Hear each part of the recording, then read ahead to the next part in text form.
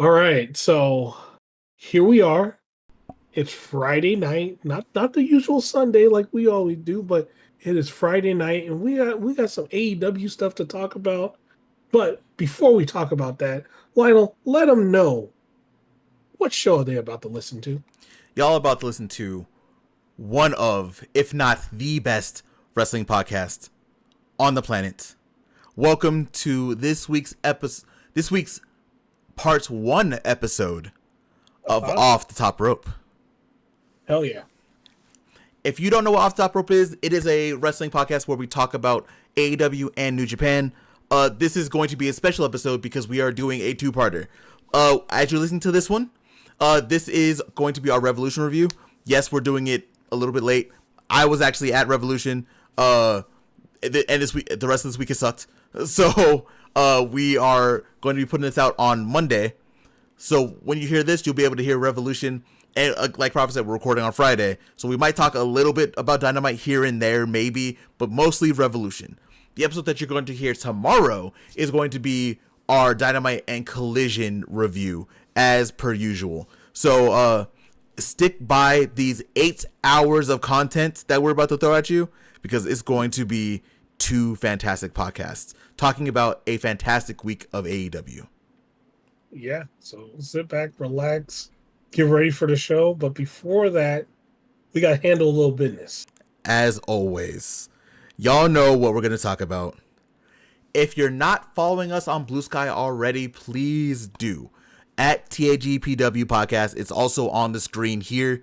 While you're at it, follow us also on Blue Sky. Those are also on the screen right under our names. You'll be able to see those pretty easily. We talk a lot about wrestling. We talk a lot about video games. We talk a lot about anime. Funny enough, Anime Games Pro Wrestling Podcast. So make sure you follow all of us there so you can see all of our takes, see everything that we're talking about, interact with us, engage with us. We answer to almost anything. So just definitely follow us back. Follow us back. Let's have some conversations. Also, if you can't watch this on YouTube, if you're not on YouTube right now for whatever reason, make sure you go over to Podbean and Spotify to where you can listen to Off the Top Rope every single week. Episodes go up every Monday. This week's going to be special. You're more than likely going to get an episode on Monday and Tuesday. So definitely feel free, if you can't watch it on YouTube, to listen to us while you're out on the go, while you're at home, while you're grinding in Monster Hunter. Whatever you're going to do, you can have us on the background and listen to us. Profit, tell them about the YouTubes. All right, guys. So as you heard earlier, we are the Anime Games Pro Wrestling Podcast, which means when you tap that subscribe button, hit that bell button, you not just get one, but you get 3 podcasts. And I'm gonna list them off for you real quick.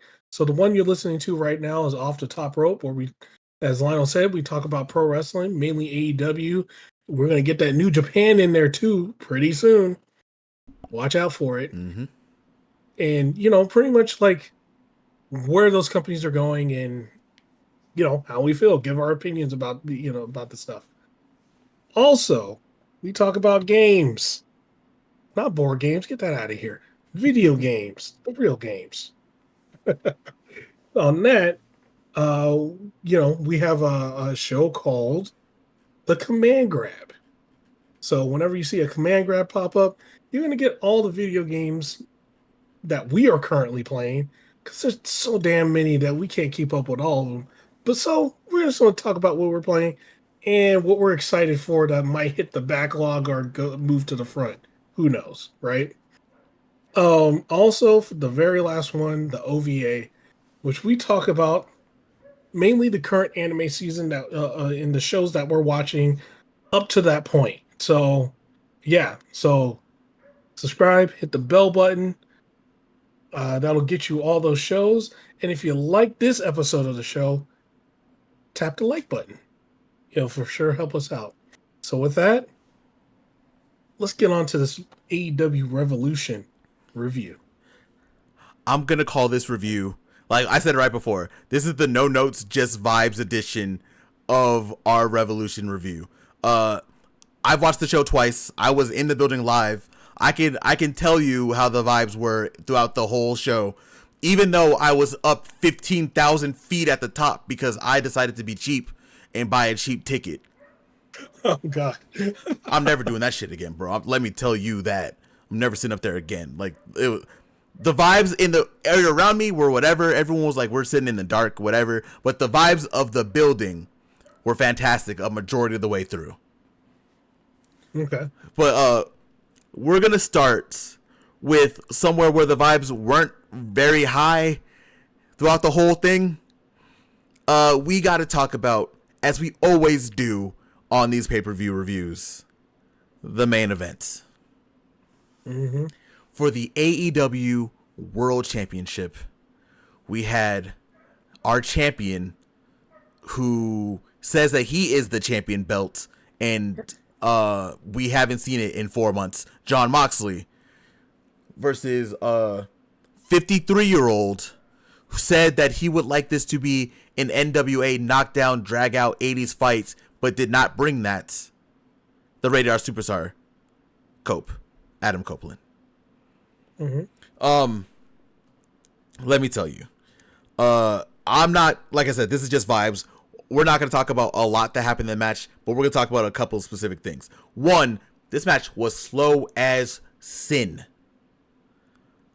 Yeah. I thought, when I was in the building, I thought like, oh man, this definitely doesn't feel great. It doesn't feel like they're doing anything. I go home the next day to watch it. Sure enough, it felt exactly the same. Like, they were going real slow. Usually when people go slow, their moves have purpose, right? Like say what you want about wherever. When at a majority of the time, whenever anyone wrestles slow, everything they do has impact. Right. This was not that. It feels like they were trying to do like a knockdown drag-out fight, but it definitely wasn't working. Cope got his ass beat for a good portion of this match. He was like down for a lot of it. Yeah. So I don't know what was going on. I don't know why they planned it like this, but it definitely was not working, right? Where are we gonna start with? I'm not gonna talk about the rest of the match. Whatever.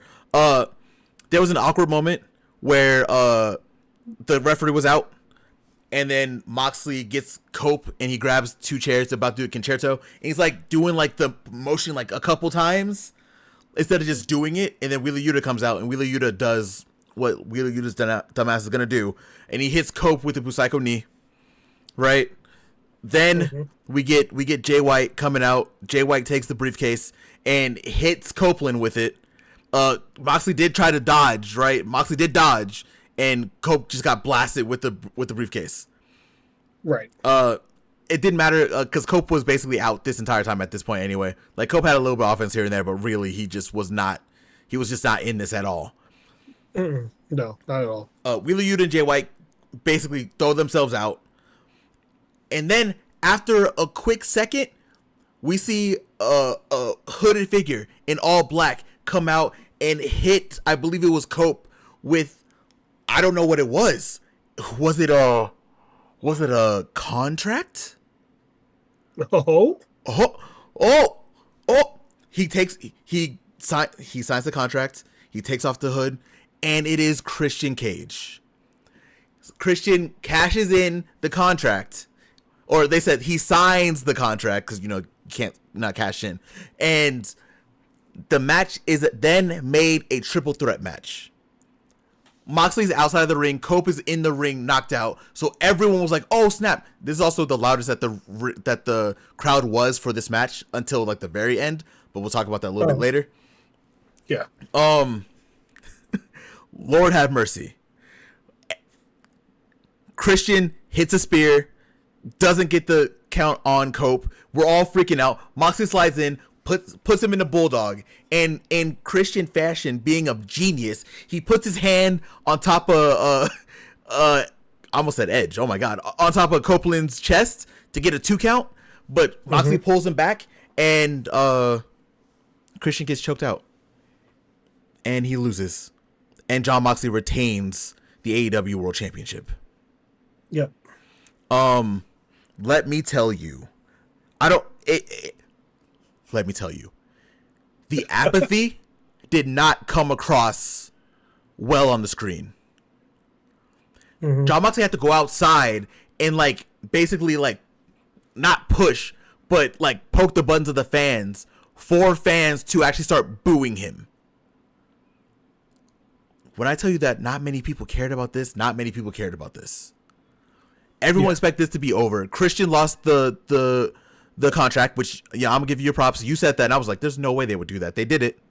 They did it. They did it. Copeland loses, but they get a rematch on Dynamite coming up this week, which I don't know if we're talking about that now, but at some point this weekend we're gonna talk about that. And it kind of deflated the whole room up until the end, where the number one contender, who was crowned earlier in the night, which we'll talk about once we get there later, Swerve Strickland, comes out along with Nana. Nana stops Moxley. He's like standing in front of him. Moxley's talking shit. Nana's talking shit. Swerve comes from the heavens like goddamn Batman, and Swerve stomps Moxley and like 15 members of security. And Swerve stands up. The crowd is going insane. Like, the crowd is freaking out. Everyone's like, Swerve, Swerve, Swerve. It just... Swerve definitely saved the vibes at the end of the show. And there was like a segment after where Cope and Swerve were talking. We'll probably talk about that a little bit later. Because I know it didn't really... it didn't get on TV, but I think there's videos out there now, so people have seen it now. But we'll talk about that a little bit later. Profit. What are your thoughts on this main event? Okay, so there's a lot of things, right? This, like, for one, I think we all agree this shouldn't have been the main event. At all. It really shouldn't have. It shouldn't have. Like, either, like, I feel like the main event should have been a Tony Storm match. I think that's the one thing that the entire AEW audience agrees on right now. Yeah. Or any of the last four matches to happen, the Tony Storm match, the Tony Storm match, and any of the last like 3 or 4 matches could have easily been the main event, right? Mm-hmm. This is one of those things where I'm not gonna say like this match was great or anything like that, right? I don't think the match was terrible. I think where it was placed made it feel awful. I think it like this one was like it would have been a fine like match after the MJF fucking Hangman match, right? Mm-hmm. It would have been fine there, but as a main event, no, it just the weight of the AEW main event scene right now. And you have a storyline in a set of matches that constantly don't deliver. It's just a compounding problem. Mm-hmm. I do think, again, if they would have put it earlier, it would have been fine. People wouldn't have complained about it. But on a side note, we'll talk about it more on the Dynamite one, but this is pretty much the official reset. They reset. Now you see everybody coming for the AEW title. Everybody's focused on the AEW title again. Everybody going after the Death Riders. As of Monday, or not Monday, Wednesday. Mm-hmm. So the aftermath of this was great. It's just this match was not. This wasn't it. Where it was placed, it was not it. No, I agree. But it, like we talked about, I swear we talked about this 3, maybe 4 episodes ago about the main event scene of AEW, about how nobody is like trying to go after it. Like everybody's focus should be on the AEW World Heavyweight Championship. Lo and behold, right after this happens, like everybody's focus is on the AEW Championship again. Mm-hmm. And it makes the main event scene feel fucking full again. It actually feels good. But after this match, this match didn't help it. It was just the end of something to where we can get to where we need to. That's what this match felt like. Yeah, and I think that's the I think that's the main problem with the Death Riders, right? Again, like you said, we've talked about on the podcast. I've also said on this podcast that this Death Rider story cannot go past Revolution, right? Like I said it. The only way they're able to salvage this is they had to get fucking Swerve to be the #1 contender, right? Like that's the only way that can salvage this is Swerve. And there is, listen to me when I say this. Audience, listen to me when I say this. Jon Moxley cannot leave Dynasty the AEW World Champion. No. He cannot. Like, this is, at this point, and I know everyone's been talking about to death. We've talked about to death. I don't even want to talk about this that much anymore to begin with, to be honest. Because we've talked about how bad the Death Rider story is to death. Right? Like, we've talked about it damn near every week for 7 to 8 weeks. This cannot go on any longer. It just can't. Like, the Death Riders, all of them need to lose all these titles. We have a trios division that's built up now. Everyone is able to refocus on the world title scene now, too. We have it planned damn near to All In now, at this point. We'll talk about that more on the Dynamite review for sure. But this cannot stand anymore. This has to end. And that's why I'm happy that that Dynasty is so close to Revolution. Mm-hmm. End it. End this right now. I don't care what you have to do. I don't care how you have to do it. I don't care how it gets done. Swerve needs to be world champion coming Monday after Dynasty. And let's move on and let's put the world title scene back to where it needs to be. Because this shit just is not working. The Death Rider story is not working. And if we're gonna be honest, the last time that Mox had the title wasn't working either. The CM Punk where like he squashed Punk and stuff like that, like it was cool for a second and then like it got weird again. Like, let's wrap it up. Mox, I love you. You're one of the greatest wrestlers of AEW. You are Mr. AEW. You can't be doing this to us no more, bro. It's over. It's over. You're done. Yeah. I think. Yeah, I agree with everything you said, man. Like, the storyline. Like here's what like kills everybody. Like, you have this fantastic pay-per-view, right? And the only thing people are down on is the Death Rider matches. Literally, just not the trios one. When the trios ones happen, they're actually really good, mm-hmm. right? It's the world title matches. They're fucking terrible. Sorry, I had to say it. They're terrible.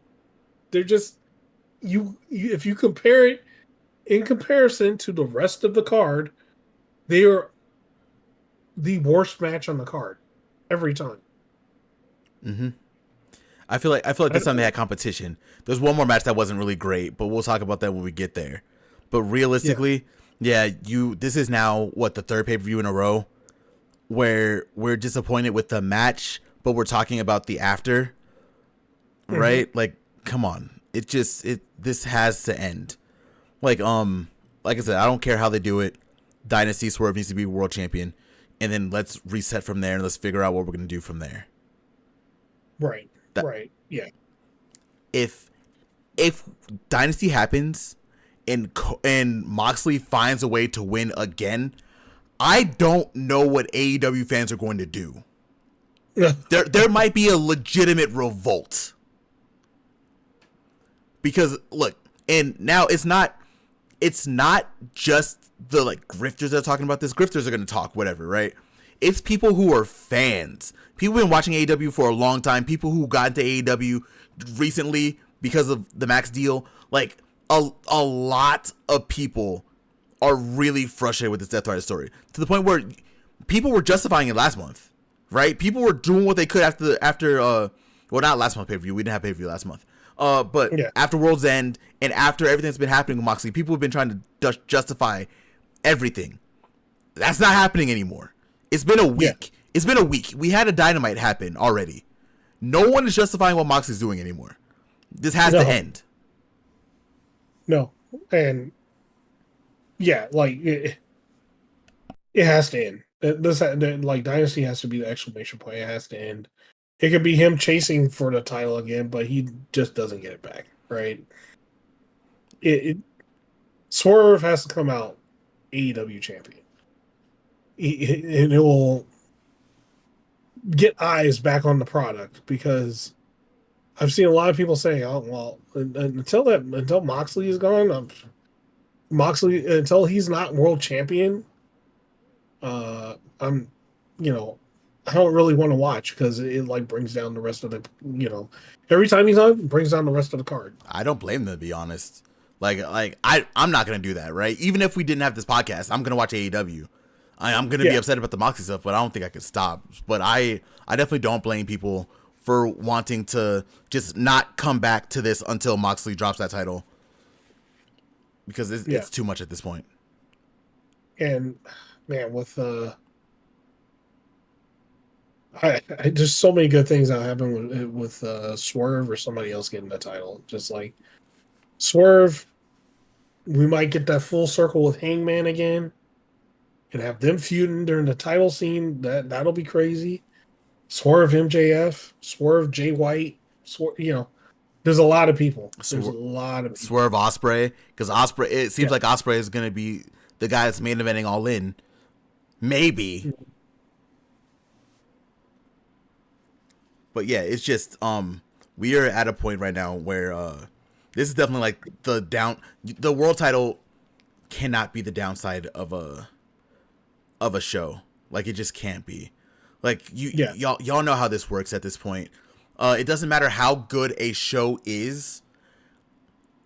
You got to be able to stick the landing. And Moxley just right now cannot.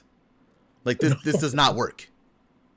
No, he's shitting on the landing every time. It's just pile of shit every time. But we talked about the end. Now we got to talk about the beginning. Okay. And I'm not talking about the pre-show, ladies and gentlemen. We got to talk about the first show on the card, which started a list of bangers for this entire show, except for 2 matches, but I'll talk about those when we get there. Mm-hmm. Our first match on the pay-per-view is Hangman Adam Page versus MJF. Mm-hmm. Let me tell you, as much as I don't like MJF talking, I think that motherfucker talks way too much. That motherfucker can wrestle, dude. Yes, he can, Prophet. He can go in the ring. Some of the stuff he does is hilarious too. Like, he did like I don't even know what to call, like a dick butt to Hangman in his forehead. Yeah. A lot happened in the match. I'm not going to talk too much about what happened in the match. If you haven't watched Revolution, this is your sign. Don't worry about the main event. Watch it. Or if you want to, watch it in a different order and just put Tony Storm and Mariah May as the last match that you watch, and then turn it off. Yeah. Overall, this was a really good match. It was a very good match to open the show, right? Like I said, I'm not going to talk too much about the match because the match was really good. I'm going to talk about a specific moment, though. A moment where MJF seemed to have that mask start to drop on him a little bit. Mm-hmm. Everyone's cheering cowboy shit. Everyone's chanting for Hangman. Hangman's on the ground. Everyone's trying to rise him back up. MJF has full control of this match at this point. And MJF starts having like a temper tantrum. He's yelling, and again, I was 25 million feet up in the air, so I couldn't hear what he was saying. But but when I rewatched it, I saw like he was like, "What? Why is it you? Why not me? Why is it always you? And why is it not me?" And he was just freaking out, right? Dropping that facade a little bit.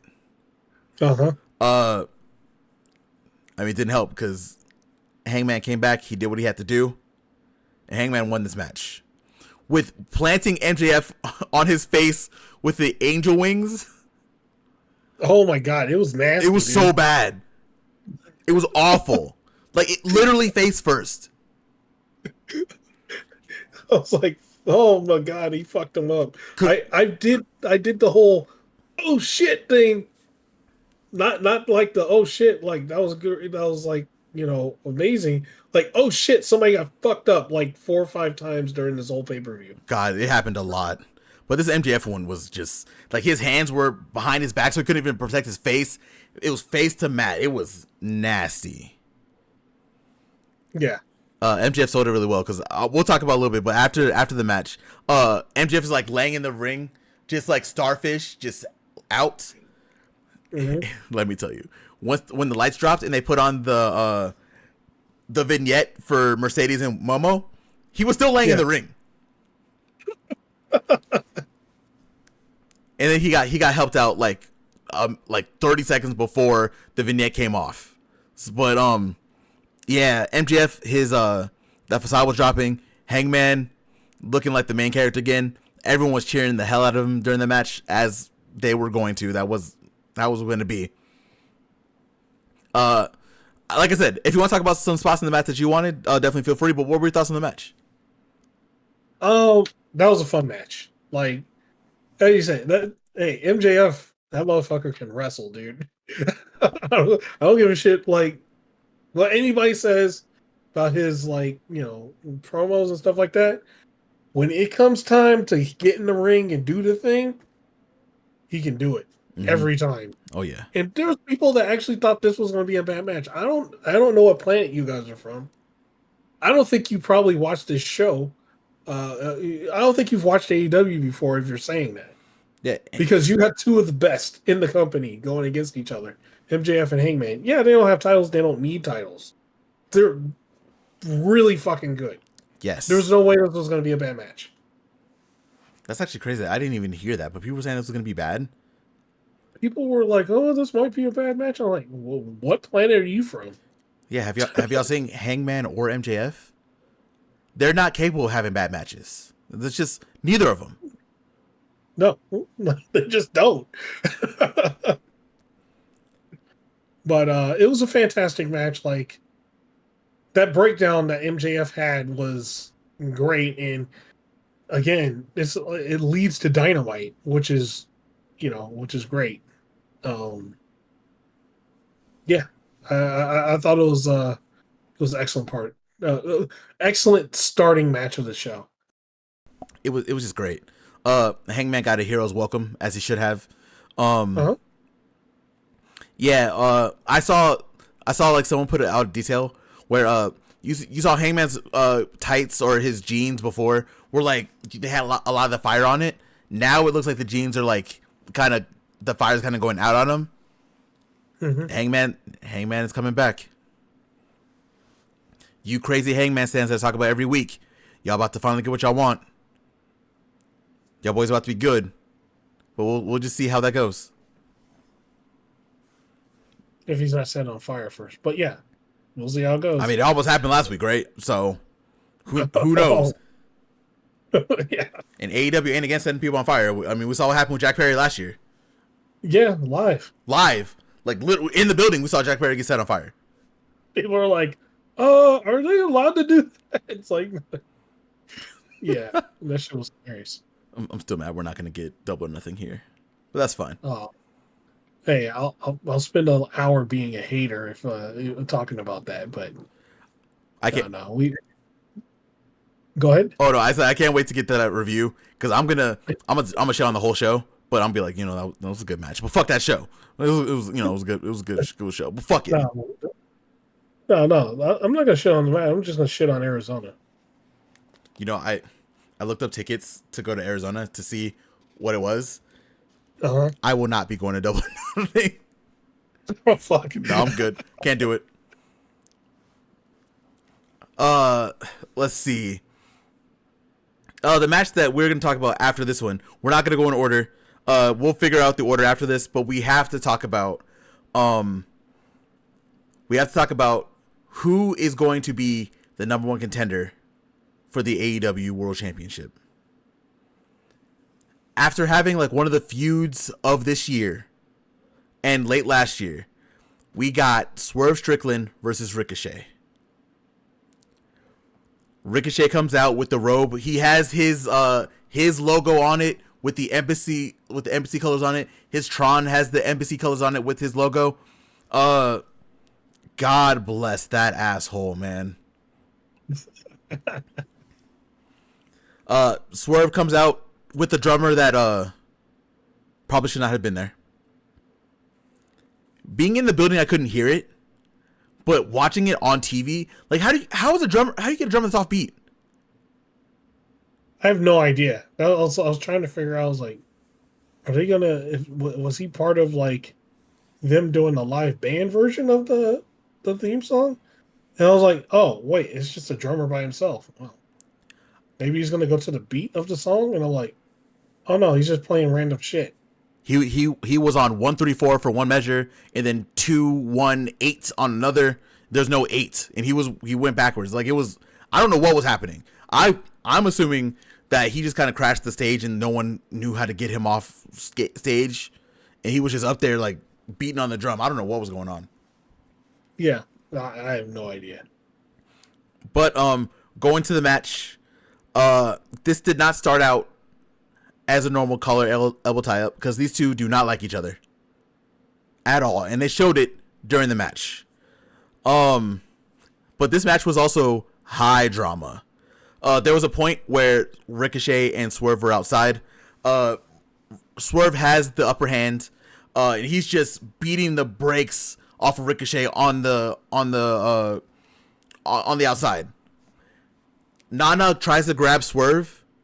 Swerve moves his hand and then pushes Nana, and everyone is like, "Oh no, because there were people saying like, "What if this is when Nana turns on Swerve?" And we're like, "No." But that was the catalyst. Also, Leslie Jones was there, and she was having a ball throughout this entire match, and honestly through the entire show. Right after this, Nana leaves after getting into a like little shouting match with Leslie Jones and Michael Cooper, Lakers legend. That was enough distraction to cause Ricochet to take advantage of this. And when I tell you a lot of stuff happened on here, like there was just a lot happened on here. Crazy brainbusters. Ricochet put out 630 senton. Personality did come out and grab the robe again, thankfully. So he got the robe. And after this whole match, again, like I said, I'm not going to explain it. Y'all should definitely watch the match. We have a new number one contender for the AEW World Championship, and his name is Swerve Strickland. We talked about it before. Y'all know who it is now. Prophet, what do you have on this match? So this was a good match. Like I was with everybody else. I was like, oh man, no, don't break. Come on, don't break up Swerve and Nana. No, I don't. I would have hated the match if that's what would have happened, right? Like, but it didn't happen. So match is fine. It was fantastic. It's fantastic. It didn't happen. Nana was there at the end too. He was like, "Hey, number one contender," and talking that shit to John Moxley. But this was again this was a good match. This was a great match between Swerve and Ricochet. Ricochet, I'm just gonna say it. As far as his character goes, has come a long way. Hell yeah, man. So shout outs to Ricochet because, before in the other company, they wouldn't let him do his thing, man. Like he wasn't able to try to do something different. I don't care what they say is like, oh, you can, talk with creative about your gimmicks. No, like sometimes you need to just let a motherfucker try. Try something, because they'll know better than some writer would. And that's Ricochet. He came to AEW, saw the landscape. He's like, you know what? I'm gonna bet on myself and do something different. And him and Swerve had that feud, and it brought out that character. And that character is great. I love that character that Ricochet is now. But like full circle, Swerve is a damn star. Like you see him come out, you're like, "Oh, okay, yeah, that guy's a star. He's. It's a matter of what day he's going to be the world champion at this point, because that's what you see when you see Swerve coming out, and they both had a fantastic match. It was a great match. They both them guys worked. So shouts to both of them. Like it was if Tony Storm and Mariah May weren't having a feud, this would have been one of the hottest feuds in AEW right now. Because it was great. Oh yeah. But again, nothing is beating Tony Storm and Mariah May, which actually might be we actually might talk about that one last. That might be our main event actually. Well, that's the main event, like how it should be. Oh yeah, we'll talk about that one last. But yeah, the Ricochet is he's just great right now. Like I'm actually surprised because like we've seen Ricochet for a long time, right? I definitely didn't think that he could talk. He definitely has gotten better since being in AEW.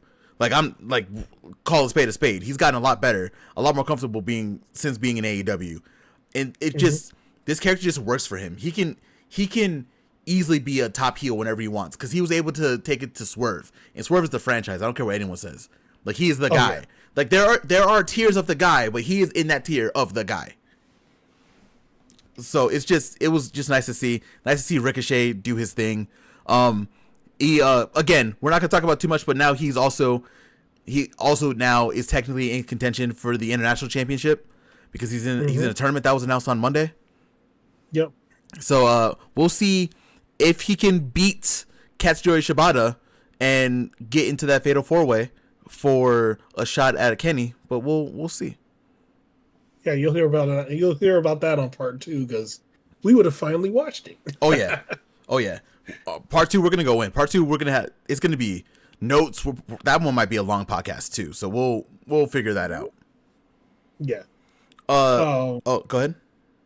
No, I was gonna say, there's a one thing. As funny as it is, like all these other wrestlers that old wrestlers that talk shit about stuff and like, oh, back in my day we didn't have writers and stuff like that, and we had to improvise and do it in the ring and stuff like that. AEW is literally that. Yeah. And some people fall on their fucking face, like Ethan Page, or what's his name, Lexus King now. Some people can't without somebody writing their character, they can't do it, right? Like they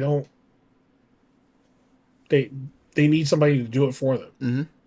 So AEW is a big sink or swim. So you've seen a lot of people sink, and in those cases, like we'll just say Ricochet, right? In the beginning, he was doing the happy-go-lucky face thing. He saw that wasn't really working. He switched it up and became the heel.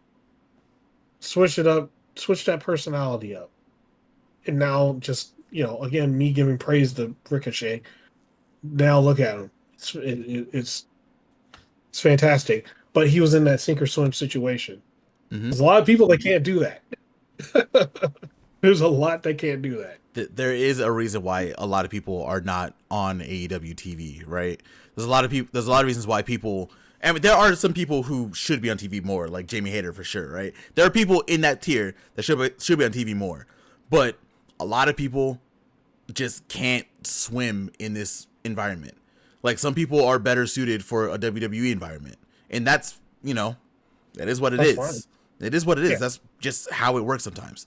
But I think that's why Ricochet, like you said, to your point, I think that's why Ricochet is doing so well here, because he was able to acknowledge that. He was able to have that match with Takeshita. The match was a good match. It was really fun, right? But didn't really seem like anyone cared during it. Yeah. So he switched it up. I mean, people still adored him when he got here. It's not like people turned on him, but he was able to make this a thing where the people turn on him. And it helped to have Swerve there, because Swerve has grown to be this massive star that he is right now. So it helped that he was able to get in there. He was able to beat Swerve, right? So it elevates him immediately. Plus what Ricochet was doing, it catapulted him, and he deserves to be here. he can be an easy top heel in AEW. Oh yeah. He's a different type of heel. Like you got, you know, that's one of the interesting things is like he's a, you have like the MJF type heel, right? Like uh cocky, egotistical type, talks a whole lot of shit. You got the other one that's kind of like this nerdy, not really cowardly, but he's just like, I don't know, kind of like a nerdy type heel. I always call him like this is doesn't really work well. Well, it's like comic book heels, right? Like they're like comic book villains. Like Yes, he's goofy. that's Ricochet. Yeah, that's Ricochet. He's goofy. He's literally an anime villain.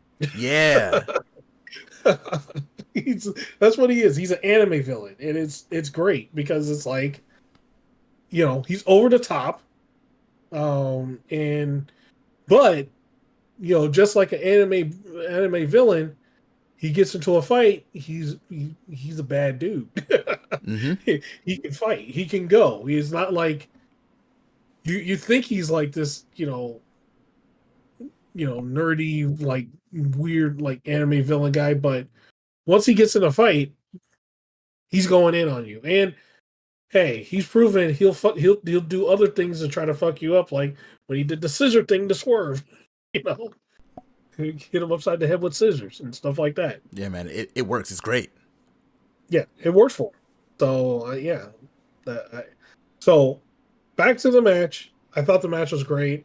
Swerve being the number one contender was the right move, and hopefully Swerve being world heavyweight champion after that is the next move. So yeah, I think it's fantastic. But before we move on, there's something that I want to ask you that I've been seeing a lot, right? I think we've been talking about it on the podcast. A lot of people have been saying, and we're never gonna know how true or not this is, right? So just take this part with a grain of salt. Everyone's saying that Darby was gonna be the next guy, right? He was gonna be the one to beat Moxley. He was gonna be the world champion because of like the car accident part of him chasing out Death Riders and stuff like that, right?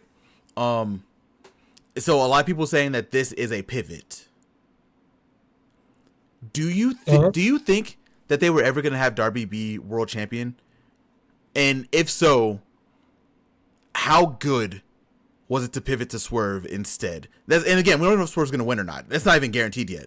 But how good of a pivot is it going from Darby to Swerve, in your opinion? I think it.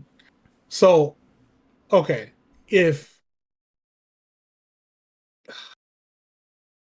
what's the best way for me to say this? Okay, so if they would have went with Darby at the time that he was, the whole feud was hot, right? It was white hot with him in the Death Riders, and he was going at them with everything.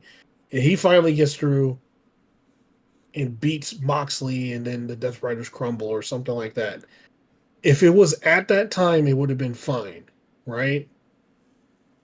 Mm-hmm. But the fact it's been so long, he hasn't been on TV, hasn't, he's trying to climb fucking Mount Everest or whatever, right? His priorities are elsewhere, apparently. The right move is to go with the franchise player. It's a correct move. I don't think it's a bad move at all. Who do you go to? Your franchise player every time. Every time. Are you going to give the final shot to Michael Jordan or Scottie Pippen? I'm giving that shit to Michael Jordan, man. Mm-hmm. And if Scottie Pippen wants to pass it off, then he can pass it off. But that's a Michael Jordan call. Yeah, I'm giving it to Kobe. I'm giving it to whoever, right? I'm giving it to the guy, right? And yeah, so no, I think it's the right move. And if Darby is going to be out for another 6 months, we don't want to be stuck with the Death Rider story for another 6 months, too. We need to move the title on. We need everybody focusing on the world title again because that is your highest prize in the company, the World Heavyweight Championship. Mm-hmm. And if we don't have we're waiting on this guy to come back, and we don't have anybody really focusing on the world title, it just makes that world title picture shit. It just makes it bland. So yeah, the pivot was correct, and I'm sorry, but like you got Swerve, and then you'll say Swerve wins, right? He carries it for until All In or whatever. Maybe loses to Osprey in the rematch in the run back. That's still going from Swerve to Osprey. Two of the best in the company. One of the best, one of the best in AEW, going to like the one of the best wrestlers in the world that has also improved immensely. Will Osprey. Um, Darby's gonna have to come back and compete and get up to that, get up to their level because that main event scene right now is insane. It's shit. Jay White too.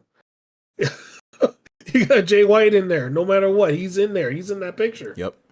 So, like right now, like I don't mean to sound like that guy, but to me, Darby Allin is perfect for the TNT title or the TNT title. That's where he's perfect at. I'll I I don't feel like he's World Heavyweight Championship. Like what the current roster and how the heavyweight champions are. I don't think he's at their level. Man, I'll be the bad guy. I'll happily be the bad guy. I never want Darby to be world champion. We talked about it before. Like, if this is your first time on the podcast and you hear me say this for the first time, welcome. I never want Darby to be world champion. We talked about it 2 months ago while Darby was actively on TV. Mm-hmm. Like, I'm sorry. I don't want my world champion to be thrown around and just beat the hell all the time. Darby will be a great international champion. Darby a great TNT champion. Darby, he did great things with Sting as tag team champion. Right now, I don't want this Darby to be world champion. I don't. I know a lot of y'all will like that because I know a lot of people, a lot of people relate to Darby and all that kind of stuff, and that's great for you. I'm happy for you. Darby cannot be world champ. You can't, with how the landscape is of AEW right now, Darby can't be world champion. Darby could have been world champion in 2021. Right. Not now. Just not now. Can't anymore. Yeah, no, I totally agree. Like, I don't want a car crash every match, right? No. We and that was again that we talked about it about 2 months ago. Like, I we here's the thing, right? When Rey Mysterio was world heavyweight champion in WWE or whatever, they weren't throwing him around like he was in a car crash. He was a threat. He got that world heavyweight championship power up. He was a threat.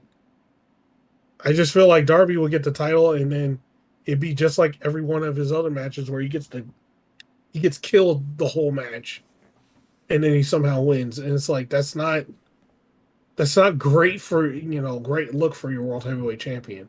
He needs to, like, if he gets the title, he needs to turn it around and just be like a complete threat now. Like, he's not getting beat to all hell. He's the one doing the beating. Exactly. Right? Not every match. Like, Darby gets beat down every match. Orange Cassidy gets beat down every match. Right? Actually, you know what?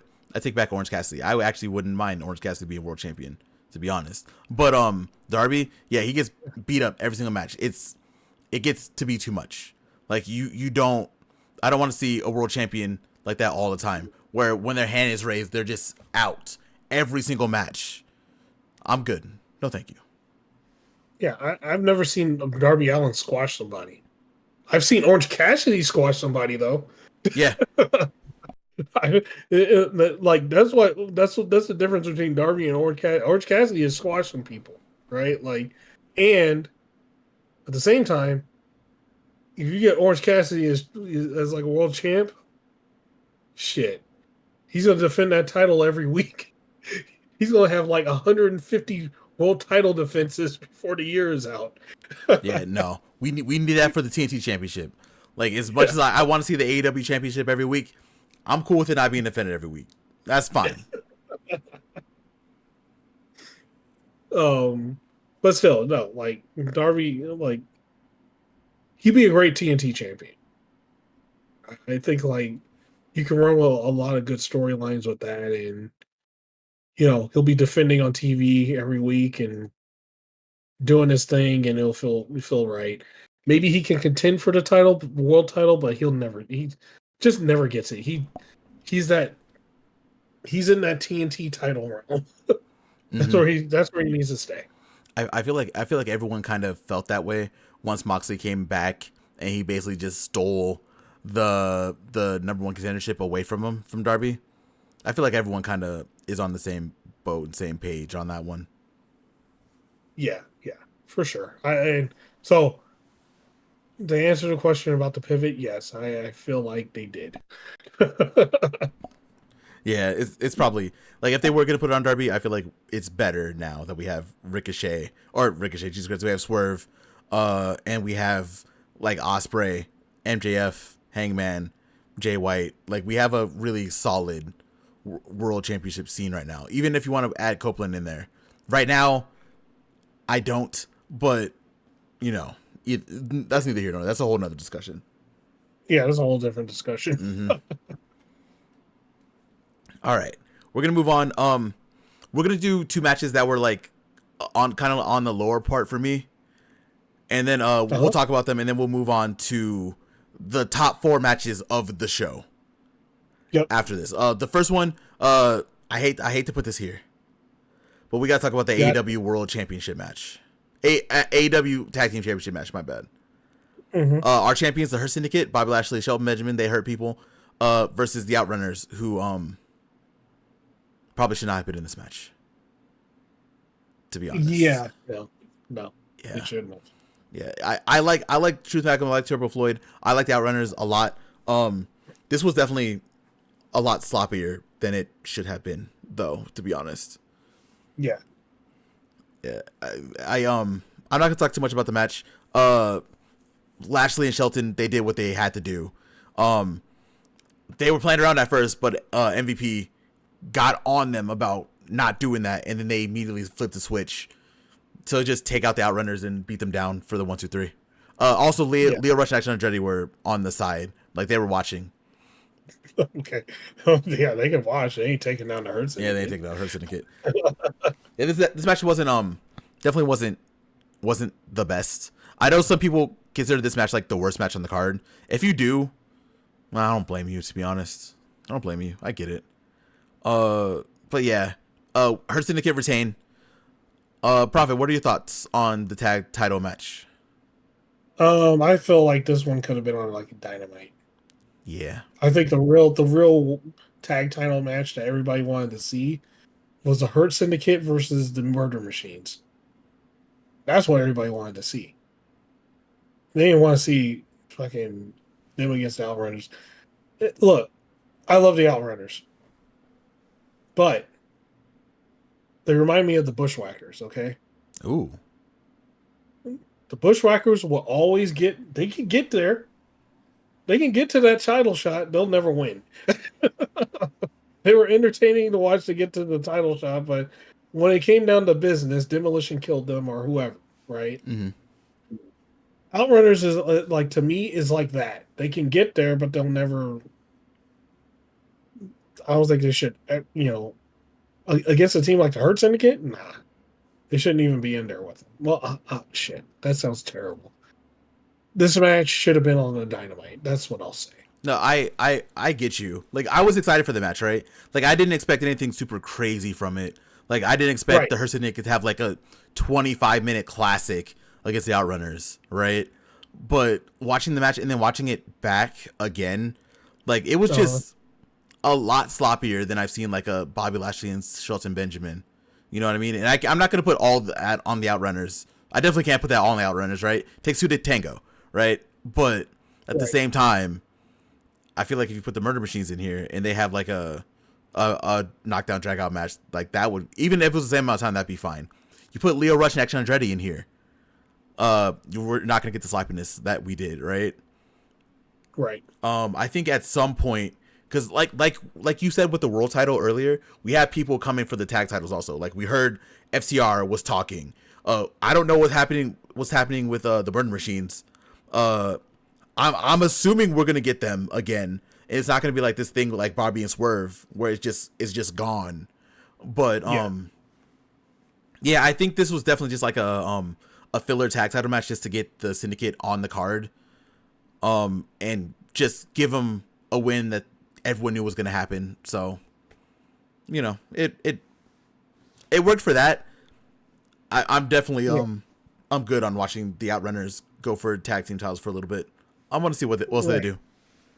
Yeah, they're entertaining as fuck, right? Oh, I love them. Yeah, but again, like I just compare them to the Bushwhackers for better or worse, for however whoever's listening to this, however you want to take it. If you don't know who the Bushwhackers are, look them up. Old WWF tag team, like these two Australian dudes that would, they were just silly as fuck, right? And come into the ring, but you couldn't underestimate them because they would fuck you up. You couldn't underestimate them, but they would never, they would never win a world title. If there's serious people going for the title contention, they were never there. I'll just put it like that. Yeah. They were never there. But if there was a filler time and they needed somebody to fill in, hey, put Luke and Butch in there, the Bushwhackers, and they'll get it done. That's where the Outrunners is. They're to me, they're that. Or if they went to Ring of Honor, sure, they can win the ROH Tag Team Championships, but I'd rather see that on STP. Yeah, the infantry for sure, right? On the infantry, yeah. Hell yeah. I would rather see it on the infantry. Shouts to the infantry, by the way. They should have, the infantry, Sean Dean, Charlie Bravo, they should have been Ring of Honor tag champions. Yeah. For a while. It's been a while now, but we're going to talk about that another day. We're going to talk about that another day. Shit, we might talk about it on Sunday, so, Honestly, we might, because we are going to be talking about STP on Sunday. Yeah, so get your bullet points ready because we're about to talk about it. So y'all make sure to tune in to the show tomorrow also, because remember, this is part one of 2. Yep. All right, we're gonna move on to the next match that I was actually kind of disappointed in before we get into all the bangers. And by process of elimination, you probably know what match this is. This is the AEW Continental Championship match with our champion Kazuchika Okada and Brody King. Mm-hmm. I'm not gonna talk about this match too much. What I'm about to say might sound slanderous, and I've never said this before. I don't think I've heard anyone say this yet. But Okada needs to step it the fuck up, bro. Yeah, it's time. It's time. Like, I don't expect Okada to be 2015 dominant Okada or 2017 year and a half, 2-year title, IWGP heavy title contention Okada. But I expect more than what we're getting from him. Yeah. I think we all are. And if I'm going to be the first one to say it, I maybe people are saying it. Maybe they're too afraid to say it online because it's Okada. And, Okada is literally one of the greatest wrestlers of this generation. Oh, yeah, easily. But he has not been showing in AEW. And we make the joke all the time. Oh, this is Okada at 50%. Oh, this is Okada at 30%. Yeah, I think we need to debt that. Because at this point, I don't want to sound crazy. I'm not trying to go crazy, but this is not the Okada that I want to see. I want to see Okada doesn't have to go 100% every time, like I said, but Okada should be doing more. Like you shouldn't have a match with Brody King where I am annoyed or bored with with Kazuchika Okada and Brody King in the ring. I should not be bored, and I was bored. No, not at all. Like that's on paper.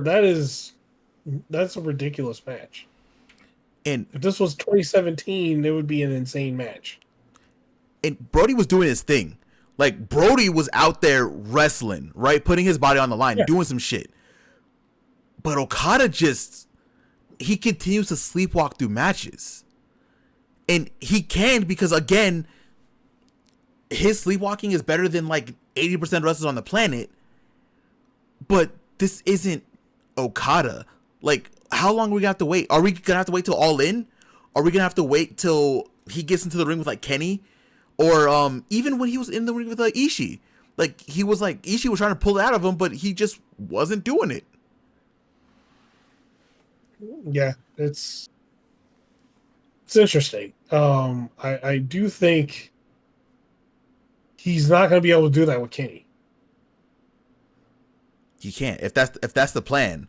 If we get this Okada for Okada Omega 4,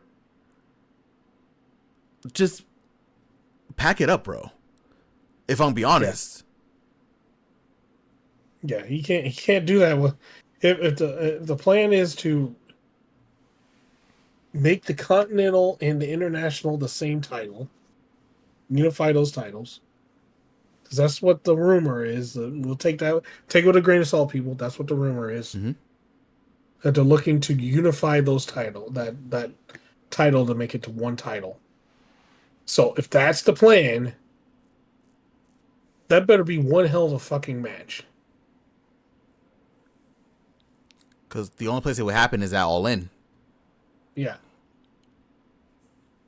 There's no way that match should be. No.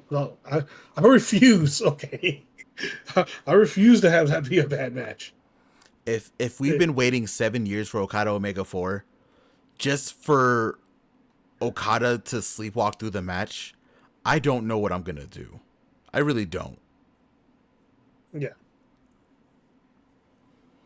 I guess to talk about the match really quick. Okada did win this match. Okada was being AEW's typical Okada. There was a couple little things in here.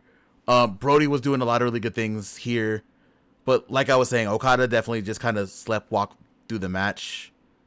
Definitely got the Rainmaker, pinned Brody for the win, but definitely, like, sadly, surprisingly, one of the weakest matches on the card. Do you have any other thoughts on this Continental Championship match? No. I thought it again. Like I agree with you. I thought the match could have been better. Especially like, come on, you got Brody King and Okada should be a war. There's no way.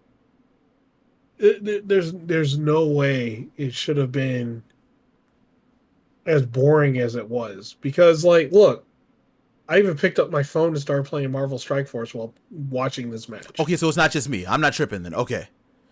No, I was like, what is this? And I was like, huh. Well, I'll play this while watching this match. Right? Like, it wasn't. Yeah, it wasn't great. We'll just say that. And it sounds crazy talking about Okada in this sense, because you would have never thought, right? But when you really think about it, we were playing up to it too, because we were doing, is Okada at 30%, up to Okada at 50%. Like, Okada definitely should be doing more. And I think that's like for people who want to wrestle Okada, for people who have been wrestling Okada, I feel like that's like kind of like a little bit of slap in the face to them. Like, I don't know. I don't know. Maybe if it was me, I don't know how they feel, but if it was me, I definitely would not be like happy with wrestling this Okada. Like, it's cool to wrestle Okada, but I don't know if I would be like happy to wrestle this one. I think even someone even brought it up on not commentary, but on like a promo, right? Like, someone said like, where it's New Japan Okada, like a long time ago, something like that. Oh no, that was during the Continental Classic. Yeah, that's it. Yeah. You're right. But yeah, it definitely just I want to see where Okada goes next. But no matter what, I think that's why everyone was so happy to see, like, cheering for Brody to win the Continental Championship. I mean, if you know, he wasn't going to win it, right? Like, if they really are going to be doing the unification for the international and the Continental, you know that as much as I love Brody King, it wasn't going to be Brody King in that match. With the potential Kenny Omega maybe or maybe not winning the international championship, which we'll talk about a little bit later. It wasn't going to be Brody. Yeah. Yeah, no. Unless they're saving it for Eddie Kingston coming back and taking the Continental Championship again. I feel like I'd be okay with that. I think but the question is like, what's Okada gonna do after the Continental Championship is gone? Then that's what we got. That's then he's gonna have to step his ass up. Because this Okada can't go for the world title, unless he steps it up for the world title. Because like he can do it whenever he wants. It's just he's not. Right. Like that's what the crazy thing is. He can literally turn it up whenever he wants. Like the finals match for the Continental Classic, he turned it up. Like him and Ospreay. But that was Ospreay, right? It's because it was Ospreay. Yeah. He had to. Like, that's what I'm saying. Like, when he goes against Kenny, he's not going to be able to be 10% Okada. He's got to go. He's going to have to redline because Kenny's going all in. Right? He's going to go all in. And he's like, hey, motherfucker, I'm going to get you in there. Mm-hmm. So, I don't know. Like, yeah, it's just kind of crazy, But yeah, he loses that title, he's gonna have to step it up because the main event picture in AEW, they ain't playing.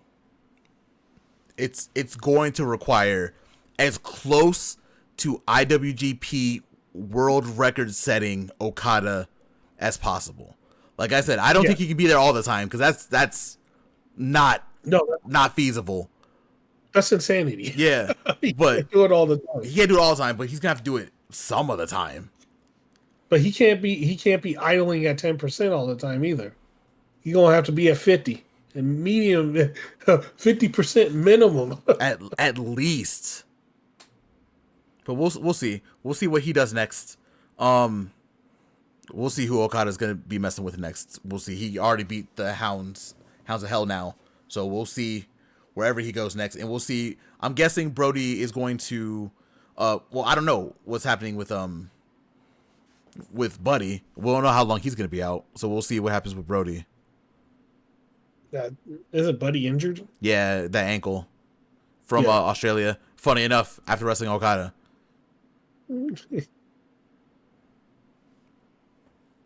But yeah, like I said, those were my two, like those two, and then the main event were like my three weakest matches on the card, and we kind of shuffled everything else around. Like Swerve, Ricochet was great, Hangman, MJF was great, but now what we gotta do?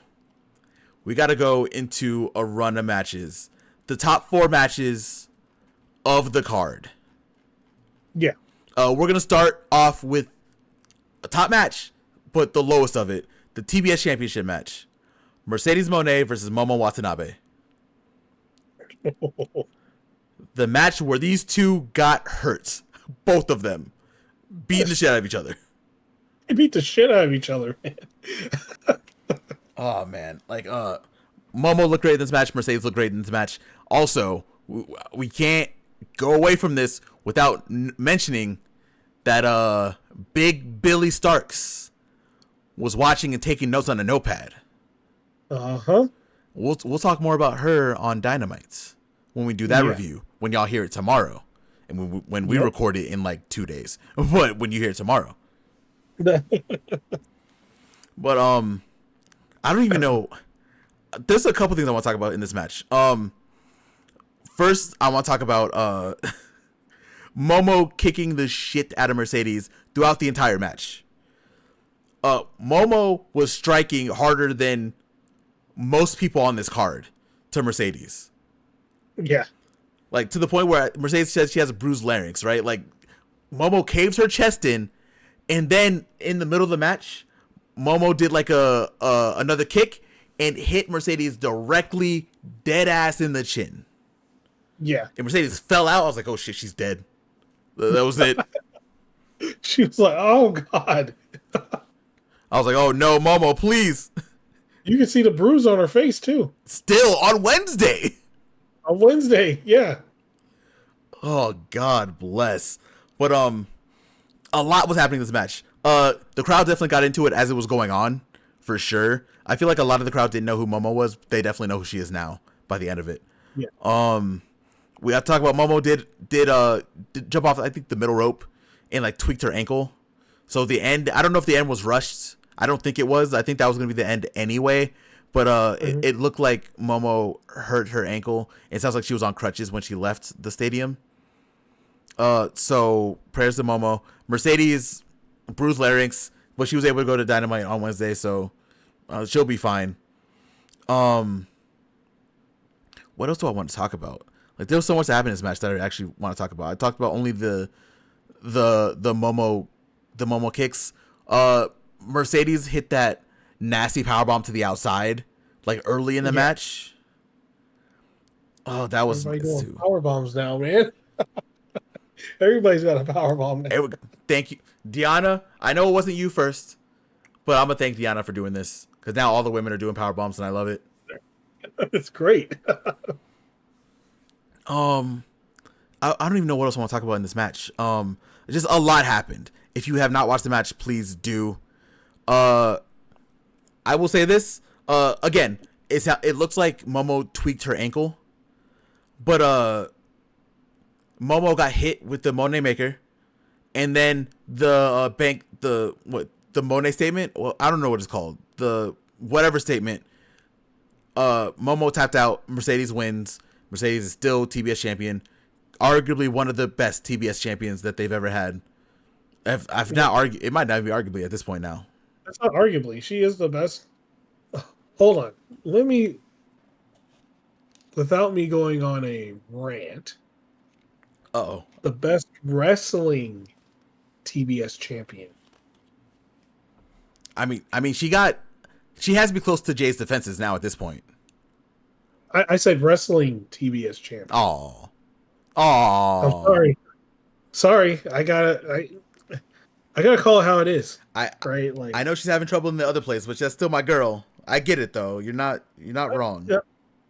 Hey, it's not the developmental title no more. It's on a legit champion now in Mercedes Monet. A hooper, a worker. Hey, I'm gonna be that guy. I'm gonna mention it. I had to call it out. Wants to contest with this argument? Put it in the comments. You think Jade? I somehow think Jade was better. We can argue the point back and forth, or actually, I'll bring it up on the next. Not the next episode, but the one after that. We'll might have to do Prophet's mailbag or something like that, and we'll bring it up. But she is the best wrestling TBS champion. Prove me wrong. I mean, if you want to talk about the TBS champions, right? I think I get this from the top of my head. I'm pretty sure. I'm not gonna do it in order. I'm just gonna say the names, by the way. So shoot me. I'm sorry. I'm not gonna do it in order.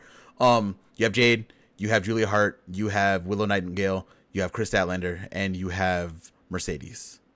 Yep. Those are the TBS champions that have all of them. That's not in order, obviously. Sorry. I'm not Will Washington. I can't do it in order. But those are all of them. Yeah. Yeah, well, you got to argue. Yeah. I feel like the only arguments are probably Stat and Willow, but even then, like Stat and Willow are great. They're not on Mercedes level. They're both great though. I'm not saying that they're bad because they're not. No, not at all. Like, only problem with Stat and Willow's was theirs was so short. Especially Willow's. And Stat's too, because Stat got injured. Like, literally, that just got injured. So Julia Hart's was pretty decent. Again, she got injured. So you had 3 people that got injured during their title run. Oh no, not 3, 2 people. They got injured during their title run. 1 super short title run. And then, Jade's developmental title run. So, yeah, like, there's no arguing it. Mercedes is the best one out of all of them. Yeah. Yeah, no argument there. You have any other thoughts on the TBS title match? It was hard hitting, man, and it kind of like for all the other like actual big matches of the night, kind of set the tone because them ladies were going hard. So like, bravo to both. If you don't know who Momo Watanabe is, you do now. Oh yeah, man. Oh yeah, Jesus Christ. Mom was great. Mom was great. Hopefully the injury isn't anything crazy. And she's able to wrestle again pretty soon. Mm-hmm. But yeah, overall great match. There's not really too much to talk about. Really, the only thing is we know what's next for Mercedes. We're getting that Athena build. Yes, we are. Athena low key. We'll talk about this more on tomorrow's podcast for sure. But Athena is getting built up more than any other challenger for the TBS. Honestly, any other challenger for any other title in AEW. Mm-hmm. Because she has her minion going on TV. They haven't said her name, but when you see Billy Starks, you know Athena ain't that far behind. Yeah. So we'll see where that goes. That's an all-in match for sure. But again, we'll talk more about Mercedes and Billy Starks because they're having a little interesting thing go on. We'll talk more about that tomorrow. Mm-hmm. Let's see. The next match. So just as a warning to everyone, the next 3 matches, back to back, might have been the best 3-run match of anything. I think even like at this point, even Dave Meltzer, and I don't even like doing star ratings and stuff like that, he gave all 3 of these matches 5 stars. Which, you say what you want about Meltzer, that's Meltzer's stars are his opinion, but that does not happen. The first one we're going to talk about, just to break up the violence a little bit, we're going to talk about the steel cage match. Break up the violence. Break up the violence. Just like they did. They did the women's championship. They did the international and then the steel cage. We're going to break up the violence. We're going to do the steel cage first. Yep. We have the final match of this story between Will Ospreay and Kyle Fletcher. Again, in a steel cage. I can't talk about this match without talking about the beginning of it. Kyle Fletcher has the thing, like, this pain will make me stronger, and then he comes out looking like a Greek god or whatever. Yeah. And then instead of getting into the ring where the door is, he decides to scale up the side of the cage and just stand at the top and wait for Ospreay. And I'm sitting there like, oh my god, they're gonna fuck. When I saw him start scaling the cage, I was like, oh my god, they're gonna fucking kill each other. And they did kill each other. Yeah. Ospreay comes out with like this dubstep beat that everyone in the crowd was like, what's going on? I don't know. And then it sounded great, don't get me wrong, but then we got Ospreay showing up, and he also scales on the other side of the cage, and they're just standing there staring at each other while the whole crowd is serenading Ospreay. I don't know what I thought they were gonna do. I thought they were gonna like fly at each other. I don't know what they were gonna do. I'm not gonna lie to you. I don't know, bro. When I was up there, I don't know what I was expecting. I was like, these two are gonna do something fucking stupid.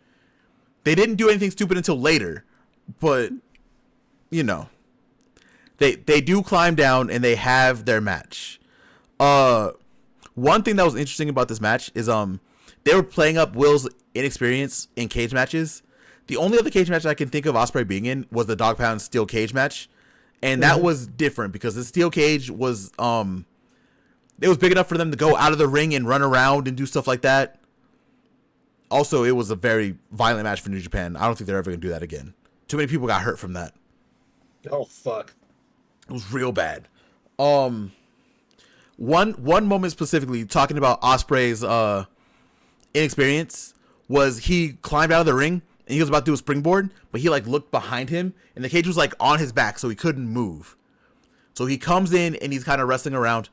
Then he tries to do like the handspring off the ropes and then fucks up his ankle. Yeah. And I was like, oh shit. I was like, yeah, Ospreay, you can't do your normal stuff in here. Don Callis even pointed that out too. So shout out to Don Callis for actually doing that. Because I know a lot of people I know in my section where I was sitting, a lot of people were looking at Ospreay like, why would he do that? He's a fucking idiot. It's like, no, he just doesn't have cage experience. So it makes sense. It makes sense. If you're used to doing something and you can't do it, you gotta pivot. You gotta adjust. Yeah, and that's what Ospreay did. Both of them started bleeding like stuffed pigs. By the way, Ospreay more than Fletcher, to be honest. But both of them were bleeding. There were thumbtacks. There were what wasn't in this? There was a barbed wire bat. There was brain busters. There were weapons. They were both using the cage as a weapon. Kyle Fletcher was licking the blood off of everything, which I don't know why he was doing that. He was insane. I don't know why he was doing that, but he was. Mark Davis comes out with a bag, gets in with some bolt cutters. He starts bleeding at one point because he gets the cage hit into his face by Ospreay. Like, everyone's just dying in this match. The three things I'm going to talk about before I pass this over to Prophet, and they're not going to be in order. Ospreay hit a Styles Clash onto Tax for Fletcher. So Fletcher landed like dick first in thumbtacks. Did not look great.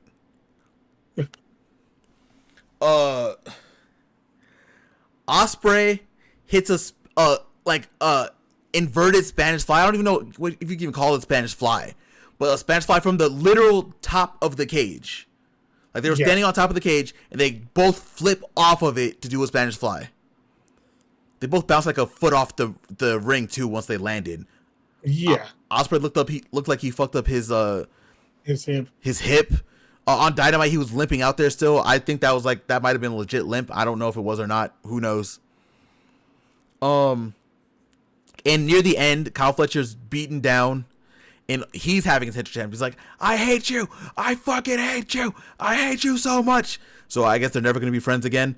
So Ospreay hits Fletcher with the hidden blade, then picks him up and does the Tiger Driver for the 1, 2, 3. Ospreay wins. Fletcher did a lot of stuff in here too. Don't get me wrong. Like he was able to get the screwdriver and he stabbed Ospreay with the screwdriver a couple times. Fletcher did a lot also, but it was just an insane match. Prophet, what are your thoughts? Yeah, this match was complete insanity. Complete insanity. There was blood everywhere, dude. I was like, how did the ring crew clean that shit up so fast? Like, I think they had like tarps over tarps over tarps. I don't know. They had like 3 rings. They had 3 sets of mats. So I feel like they knew what was gonna happen. So they just kind of rolled up that mat and just kind of moved it out of the way. Yeah, like, man, this was a match, man. This was the definition of a grudge match, and the ending of a grudge match. And oh man, like, both guys just went all in on it, and it was great. It's one of the few times that you see two people like go, "Hey, you going 100%? I'm going. You want to go 120%? I'm going to go 120% too. Let's do it. We're just gonna hit the gas, and then we're gonna redline at some point and go down." And that's exactly what happened in this match. Not much else to say, man. Like, it was a fantastic end to their blood feud. It was so good. I can't agree with you more, bro. It was so good. Like, it was just fantastic. And again, this is one of the matches that was like highly praised for good reason. A lot happened in this match. If anything, watch Revolution for this match that we're talking about right now and the next 2 that we're going to talk about, because it was just, these 3 matches alone paid tickets for everyone. Yeah, it was just incredible. But I agree with you. There's not really too much else to say. It's about to see it's gonna be fun to see where Ospreay and Fletcher go next, especially Fletcher. I definitely want to see who Fletcher's gonna go at next after this. Yeah, I wonder what is the target. Is it getting that TNT championship away from Daniel Garcia? Who knows? That's a good call, Somebody's actually. got to be a target, and I think Fletcher deserves a run at that title. I think he does. He cemented himself as like a big time player doing this feud with Ospreay, right? Like he's in there. So I can't wait to see what happens next. I hope they don't try to turn him face. I want them to keep him heel for a long time. He's fantastic doing what he's doing right now. Yeah. And then Ospreay, we kind of talked about it next. He's going to All In, but we'll talk more about that on tomorrow's episode. Mm-hmm. The next match we have to talk about. We have to talk about the AEW International Championship match, where we have the Alpha, Konosuke Takeshita, against the best bout machine, Mr. No Days Off, Mr. I'm gonna bump no matter what, and I don't care what you tell me, Kenny Omega. Lord have mercy. Where do I even begin with this match, man? I low-key don't even want to talk about a lot of it, to be honest. This is another one where if you have not watched this, you should definitely watch it. This could have been a main event anywhere on the planet. Literally. This could have main evented the Tokyo Dome. This could main event Wembley Stadium. Anywhere. Omega and Takeshita went after it this entire match. This is what I was talking about. We were saying earlier that Cope and Moxley had a slow kind of setup. Kenny and Takeshita was a little bit slower. It definitely wasn't like super slow, but everything they did had impact. Everything meant something. I'm only going to talk about one part, and then we're going to talk about the discussion because we have to. This is more discussion than talking about the match. There was a point where Kenny is beat down. He had gone on the. He got hit on the side of a table. Takeshita was beating him down. Don Callis distracted at points to help Takeshita. So Kenny was out. Takeshita hits a big move. Kenny kicks out at 2. So he's like, okay, I'm gonna hit my knee. He hits the knee, kicks out at 2. Then Takeshita does another big move. Gets the pin.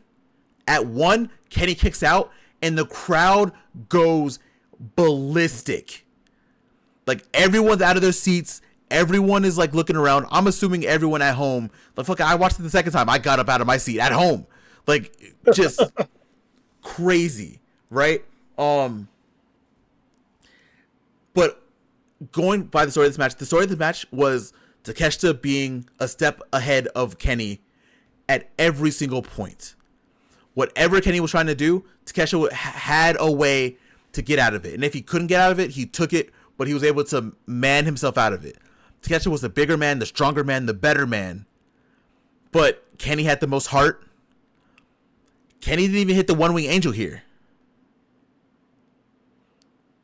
Kenny did not hit the one-wing angel. Mm-mm. Kenny tried to hit the one-wing angel. But Takeshita escaped, as he did a couple times. And then Kenny got him in a crucifix pin for the 1-2-3 and became the international champion. Yep. Kenny outsmarted Takeshita in this whole match because Kenny was outmatched the entire time. But he was able to do it. Kenny was laid out. He was out in the ring. The international championship was over his stomach. Pyro was going off in the background. He was trying to move, but he couldn't. He was selling how hard this match was for him, but he was able to win it. He beat Takeshita finally and became AEW International Champion. And at the same time, becoming the only Grand Slam champion. Kenny Omega has won the AEW World Championship, the AEW Trio Championships with the Young Bucks, the AEW Tag Team Championships with Hangman Adam Page, and now he is our international champion. Prophet, what are your thoughts? Man, this felt like a Tokyo Dome match. That's my first thought. Mm-hmm. The way they were able to get everybody engaged and everybody out of their seat, like when those what is it? The false finishes or the long 2 counts when they kicked out of that. Every time one of them kicked out of it, it meant something, and it just got you more and more invested in the match. I was invested from the beginning. It's Takeshita and Kenny, but two ridiculous wrestlers. So,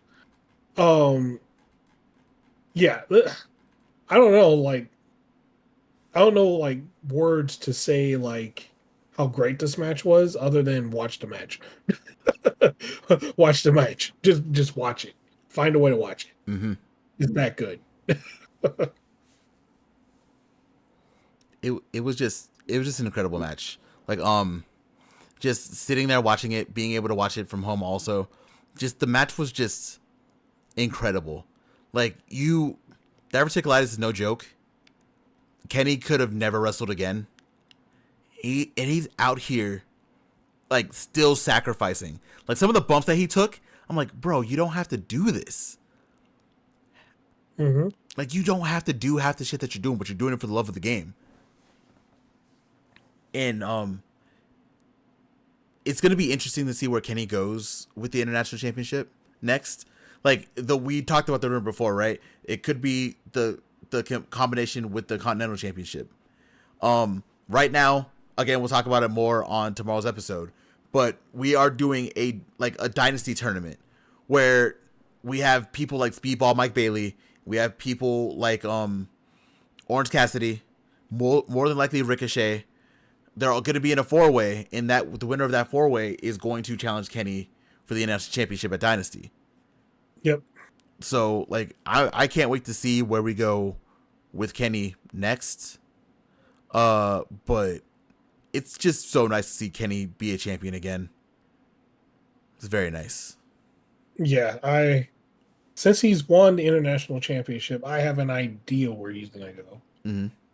I think we all do, right? He's not gonna just defend it in America. Oh no, for sure not. It gives him an excuse to go to Japan and defend it a few times out there too. Well, that was huh? Go ahead. Oh, that was like the goal of the international and what used to be the All Atlantic Championship, right? Like Pac was wrestling everywhere. Takeshita was wrestling everywhere. Makes sense for Kenny to do the same thing. Yeah, and Kenny and his relationship to New Japan, and then he'd be like, "Hey, let me get on that card," and they'll be like, "Okay, you're the co-main event." Easy. Have him go against Gabe Kidd again, this time for a title. They do a title match or something like that. They could do whatever. Easy. Kenny defending a title, that's top of any New Japan card at any time. Mm-hmm.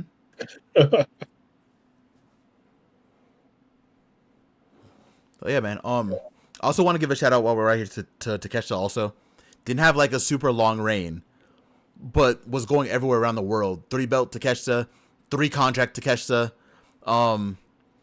We did see him on Dynamite, but I definitely expect to not see Takeshita as much. I feel like he's going to be traveling around the world for a little bit because he might have lost the international championship, but he still has the never openweight championship for New Japan. So we'll see where he goes next, but he's going to be defending his other title everywhere. Yeah. So we'll see where that goes. I feel he's because he's been everywhere, right? So I feel like he's going to be. I'm not gonna say he's going to be taking it easy, but he's going to be showing up at the other spots for sure, and defending those titles. So It's gonna be fun to watch. And yeah, Takesha's the alpha, man. Like, come on. If you didn't know then, you do know now. Like he's that next guy in line, man. Mm-hmm. He is already in the short list. We talked about we didn't put him in there, but he's up there with Swerve, Hangman, MJF, Osprey. He can be in that league of world champions. You slot him into the main event scene there, ain't no stopping him. Yeah, easy. Oh yeah, That's a no-brainer. That's a no-brainer.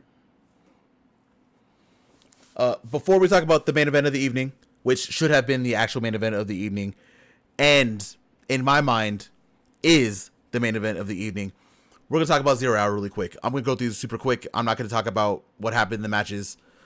We might talk a little bit about like some of them, but really not too much.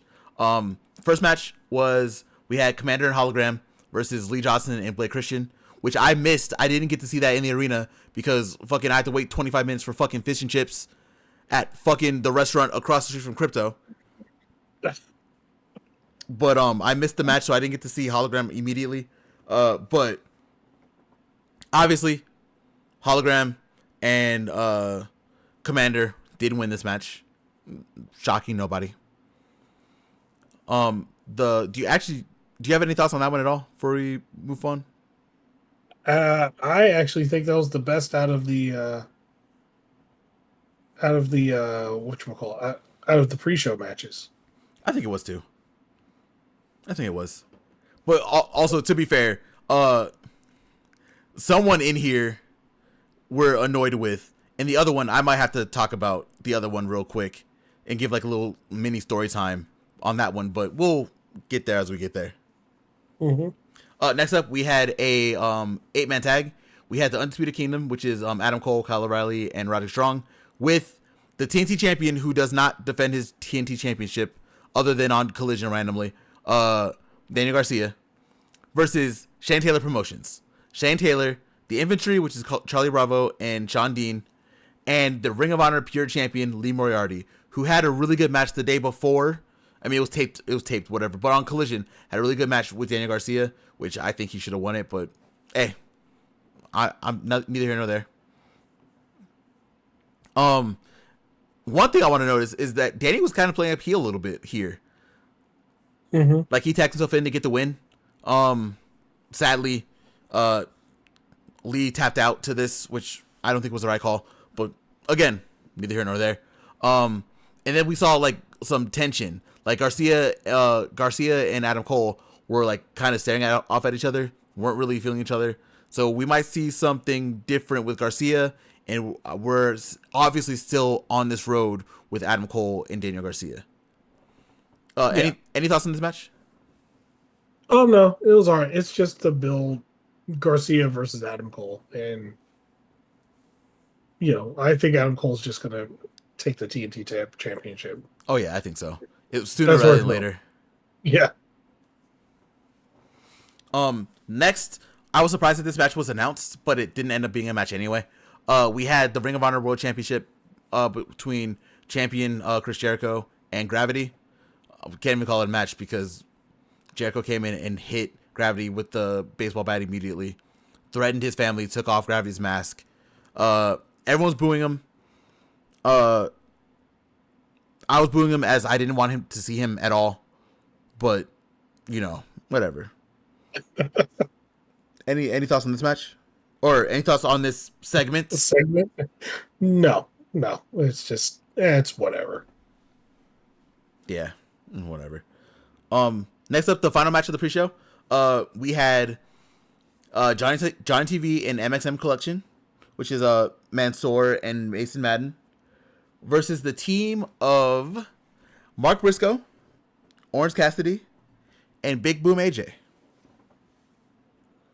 Let me tell you, I was in my seat. I was sitting next to like a child and his father, right? The child was sitting right next to me. The way the child was cheering for Big Boom AJ, I was like, you know what? I'm not gonna shit on him anymore. I'm not shit. Like, that's why I keep saying, like, I can't hate him. Like, he does what he does. He brings what he brings, right? They bring what they bring. Yeah. They bring like a whole set of people that would have never watched it before. So it's like I can't really hate him. No. But I made the conscious decision to like, I'm not gonna say anything bad about it anymore. As much as I don't Yeah. want to watch Big Boom AJ wrestle, it's Uh-huh. not for me, and that's okay. Not everything on AEW TV has to be for me. Big Boom AJ is for people who are kids and people who are fans of Big Boom AJ, and the whole family, right? So, look, more power to him. He has an AEW contract now, apparently. So, again, more power to him. I'm never, like I said, I'm never gonna talk bad about it again because the way that those kids were so excited, bro. Like I can't. Like as much as I want to be a villain, and much as I want to be a bad person, I can't do that. Those kids look like they're having too much fun. They were boom, boom, boom. They were having too much fun. So I'm not gonna talk bad about AJ anymore. That actually wasn't bad either. Yeah, it's funny enough. It's like the John Cena thing for me. I can't. I don't have to like his wrestling or anything like that, but I'm not going to talk shit about him. Yeah, he's As me making wishes that guy's done, I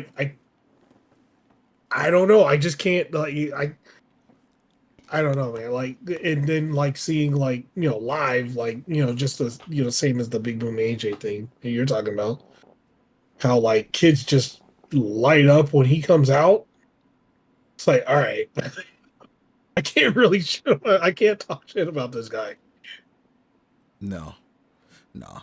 Match was all right. They were having a lot of fun out there, but really nothing super crazy happened. It was nice to give like a babyface win before the pay-per-view actually started. Mm-hmm. You have any thoughts on the trios match? No, it was what it was, but at least we got the murder machines there and Powerhouse Hobbs showing up at the end. So Yeah. We had all the faces out there. They were all having a good time. Also, AJ got one of the loudest pops of the night. So, I don't doubt it. yeah. Now we talk about the rightful main event of the evening. You know it was this way because Jim Ross was on commentary for this one also.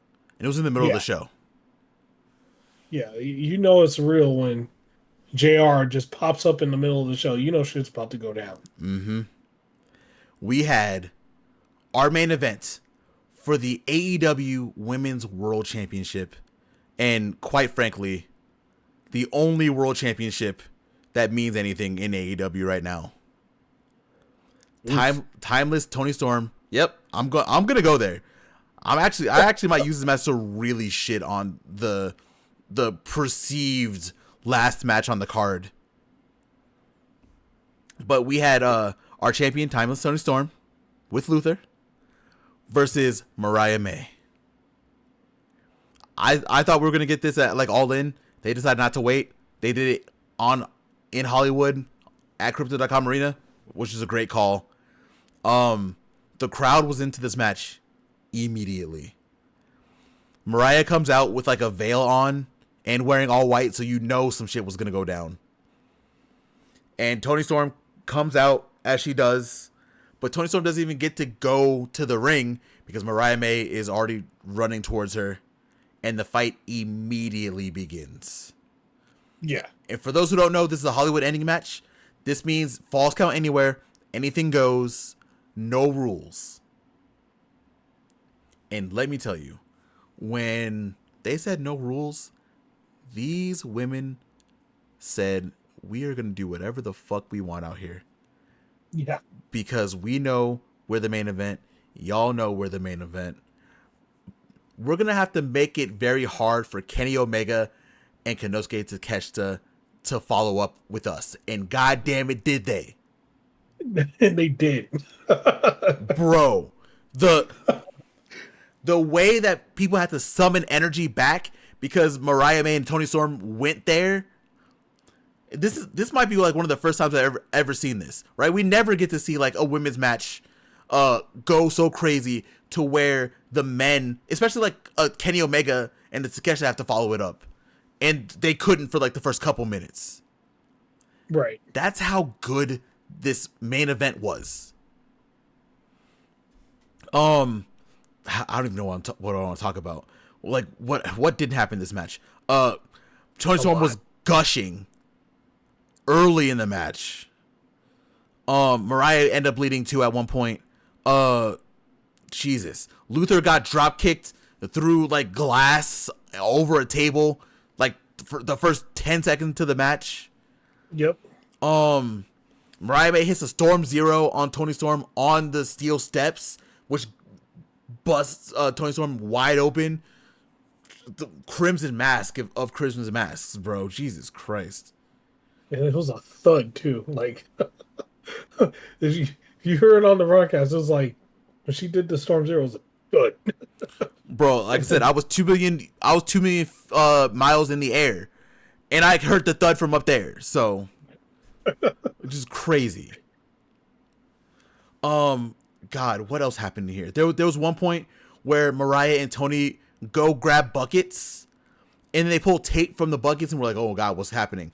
And then the camera, smart, genius camera move, by the way, looks into the basket of Time of Tony Storm, and it's a bunch of broken glass, and a champagne bottle. Mariah May and Tony Storm were looking at each other. They wrap their hand in tape, and we're like, "Oh God, what are they about to do?" And they put their hand into the glass and pull out, and both of them have like glass shards all over their hand, and they're like swinging haymakers at each other, trying to hit each other. Mariah's the one who got hit right in the jaw. Yep. Did not look great. She fucked her up too. Everybody got fucked up. It was so bad.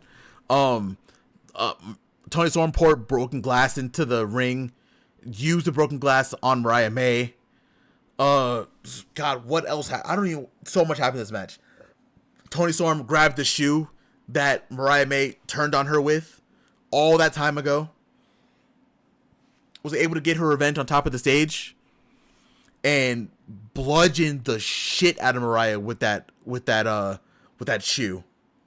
Some more stuff happened between this, but on the top of the ramp, Tony Storm. There's already a table up there that has like the Hollywood ending on it. Like it's like spray painted Hollywood ending.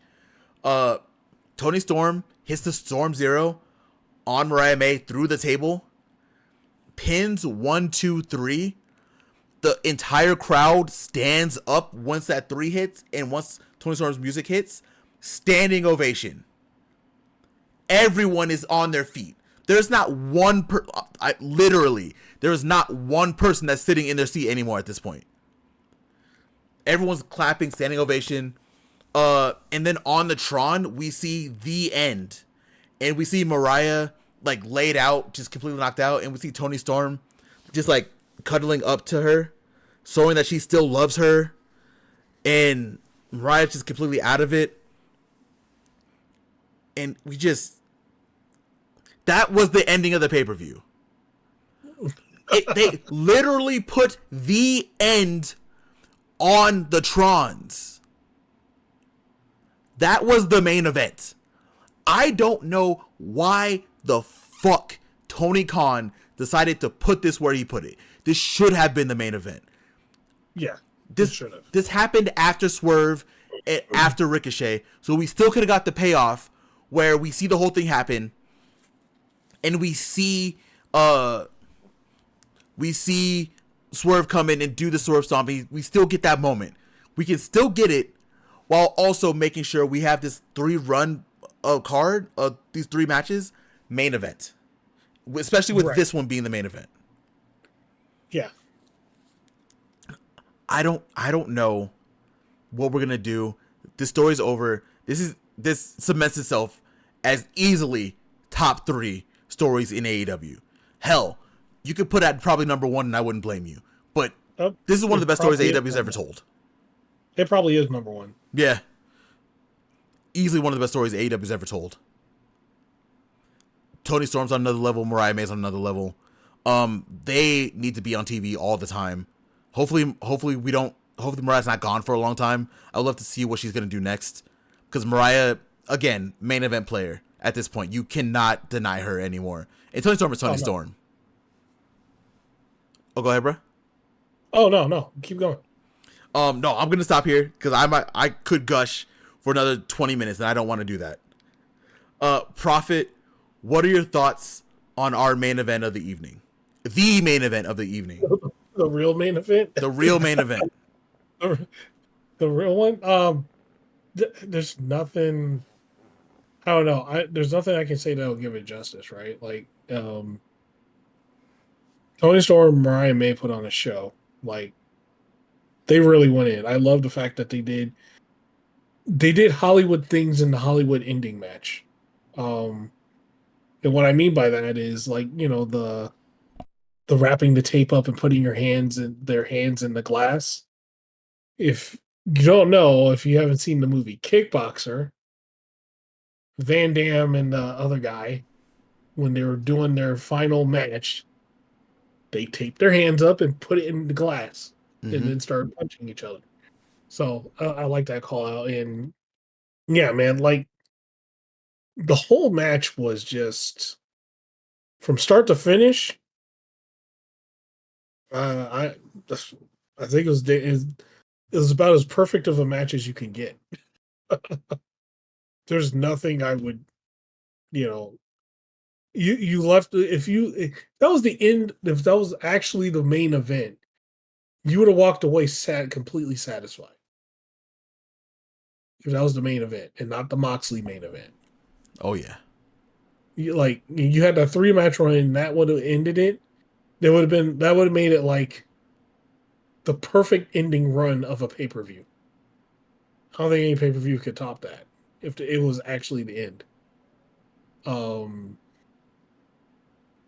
Yeah, I can't wait to see what Tony Storm and Mariah. Well, we know where Tony Storm's going, and she has a Megan Bain problem now. Mariah May, I wonder where she's going to go next after this, because I can see her also doing a TBS title run at some point in time. What they need to do, they need to Or invent an international championship title for the women and put on Mariah May. Yeah, pretty much. Because they only have 2 titles, and I think it would be cool. They got enough. They got enough solid women's wrestlers to have that third, in my opinion. Oh yeah. Like right now, the way Mercedes Moné is defending her TBS title right now is like she has the international title. Right? That's exactly how she's defending it. So having one totally makes sense. God bless, man. Yeah, it was fantastic. It should have main evented. I think the whole world is in agreement that should have main evented. They literally flashed the end on the screen. Just imagine the match happens exactly the way it happens, right? There's no changes, no nothing. It's the last main event on the card. We had just watched Kenny Omega and Konosuke Takeshita, right? That is our semi-main. The one before it would have been Ospreay and Ospreay Fletcher, right? These matches don't change. We get this ending, we get the standing ovation, everyone like cheering and clapping and just going crazy, and Mariah and Tony Storm laying there, just bloody, broken, the feud over, and we fade to black. Perfect ending. Yeah. A literal Hollywood ending. Yeah, literally. But no, fucking Tony Khan decides that, we have Adam Copeland and we have Jon Moxley. They have the main event because we have to be traditional. The world title has the main event. Despite the fact of the world title being in the worst position that it has ever been in right now. Yeah. That has the main event still. Actually, no, that's bullshit because there's been plenty of times MJF did a world title match at the beginning of the card. Exactly. Why can we do that here? Maybe not at the beginning, but somewhere in the middle, somewhere else. After Swerve and Ospreay. Or Swerve and Ospreay. After Swerve and Ricochet. That's all it had to be. It just had to be after Swerve and Ricochet. That's it. Yeah, like he's done it numerous times. Actually, I think about his title reign. He's done it numerous times. There's been a couple times where Swerve did not main event. Also, Yeah. So yeah, there's no excuse. no, we had to see Moxley and Copeland. That fucking garbage ass match. Like, come on. That match was shit. For that 3 match, you go from those 3 matches to like to the death the Death Rider special, which brings down the rest, right? Like, yeah. Instead of me like talking about that, I'm gonna just talk about the Tony Storm match, the Tony Storm Mariah May match.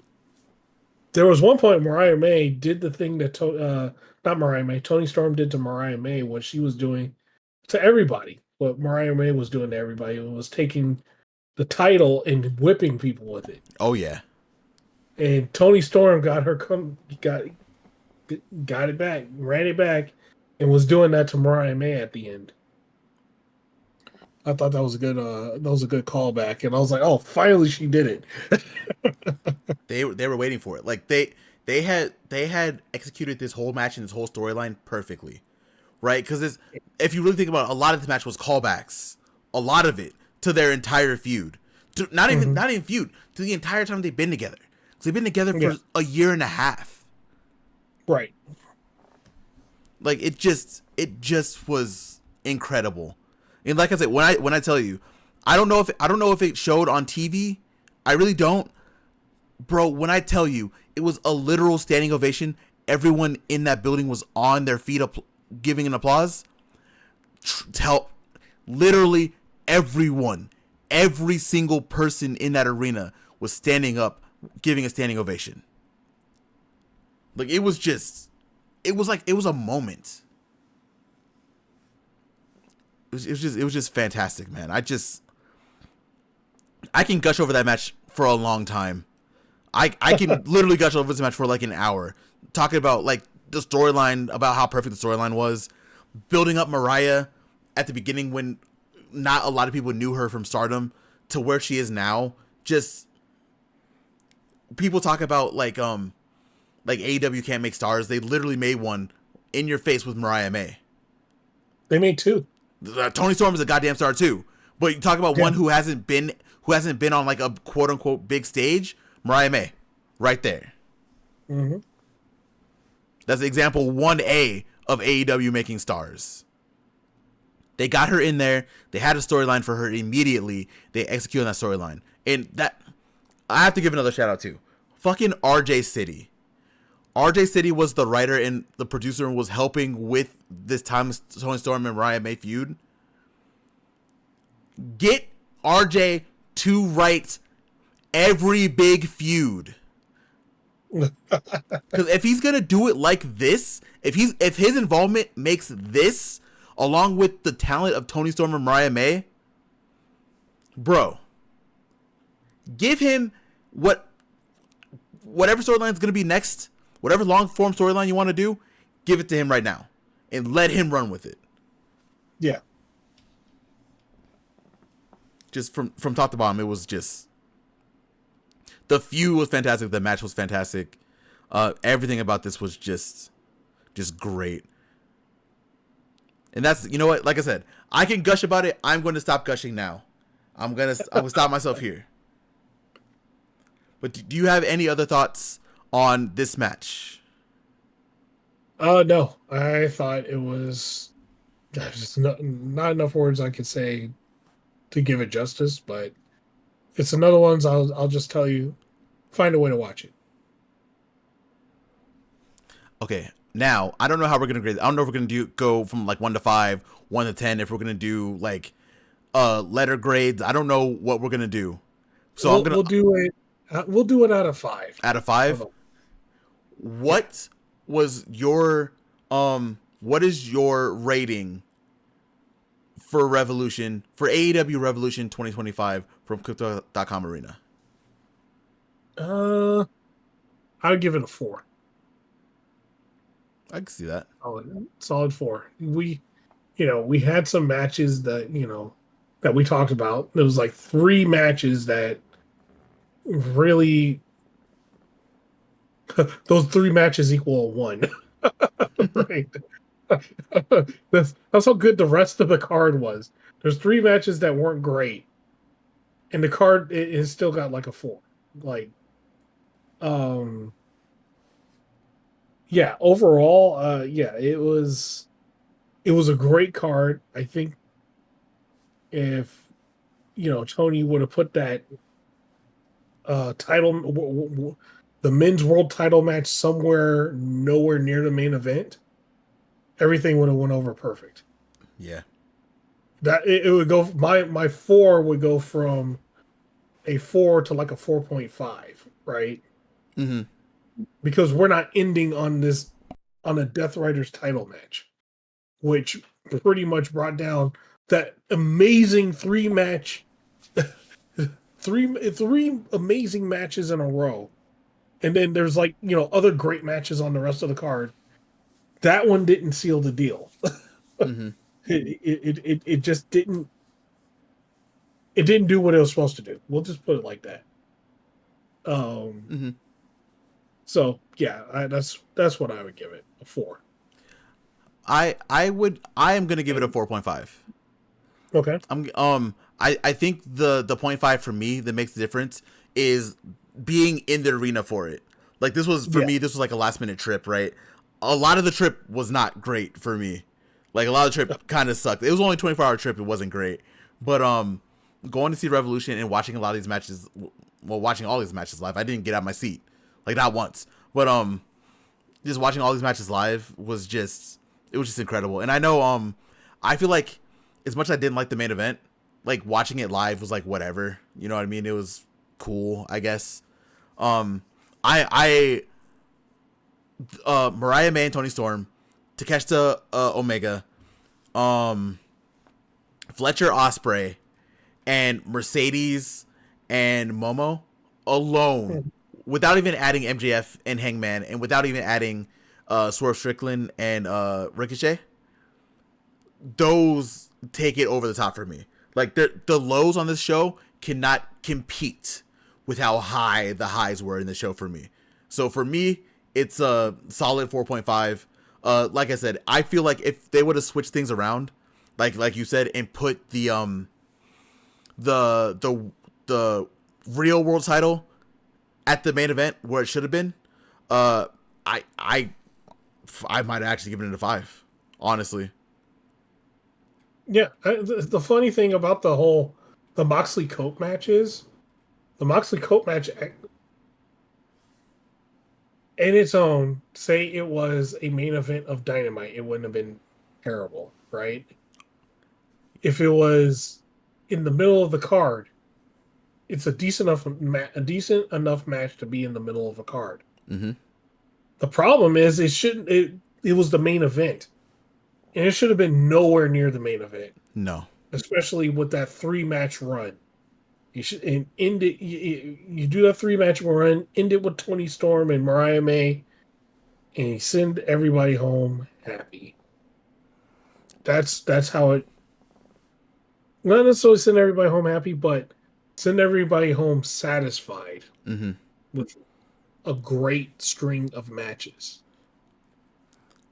We got that Swerve ending. That I think that Swerve showing up and taking out Moxley, I think helped a little bit too, because the vibes were high at the end of that. Like people were booing the shit out of Moxley, right? But then all you hear is like people around the arena is like, "Is that Swerve? Who's that on the guardrail? That's Swerve? Oh my god, that's Swerve!" And people were freaking out. The whole crowd went crazy for Swerve. It definitely does not fully save the main event, but it felt like everyone's vibes were high, because even walking out of the arena, even on the street, people were like, "Whose house? Swerve's house?" They were screaming the entire time. So, like, the main event definitely was not helping. The main event definitely was not good. But I think just being able to see Swerve stand tall at the end might have helped a lot, at least for people in the arena. Mm-hmm. But yeah, it was just a great show. And also, funny enough, Prophet, we get to test your theory, because we got announced that we're going to get Jon Moxley versus Adam Copeland in a street fight as a quote unquote, a lot of people call this a quote unquote makeup match. So it's going to be a main event of Dynamite. Oh, Lord. So we get to test your theory. We get to see if it's going to be okay. We'll see what happens.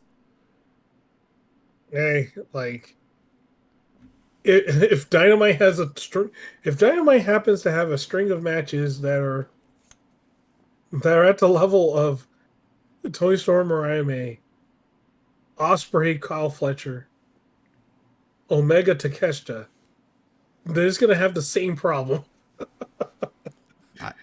Yeah, bro. I don't even think weapons are going to be able to save this match. No. Because everyone saw this shit. When I saw that shit pop up in Dynamite, I was like, why are you doing this? Everybody was like, why? This is for sure a makeup match. It was like, oh, we can do better. It for sure is that. Like, you can't tell me otherwise. Like, there is no way, after seeing the reception that happened in the ring for this match and seeing what happened on social media, I don't know what happened on Twitter. I'm assuming Twitter was like a shit show, as it always is. But on Blue Sky, like, you can't tell me that everyone was like, oh, this match is so good, we should run it back. And I don't care that Christian came in and ruined the main event. I don't care. We don't need to see this again. But we'll see what happens. Well, the way they set up the ending was so that Cope wasn't the one that tapped out. So he could say, hey, I didn't lose. The other guy did. And then they got, set up to run back. That's exactly how it's set up. Right. So, we'll see. I wonder how many minutes of Dynamite they're going to get. They're probably going to give it the no commercial deal. So we'll see. I would love it to get 0. You and me both. But that's not going to happen. It's set in stone. Yeah. All right, man. I think that's it. We will talk more about this on part 2. So again, Yep.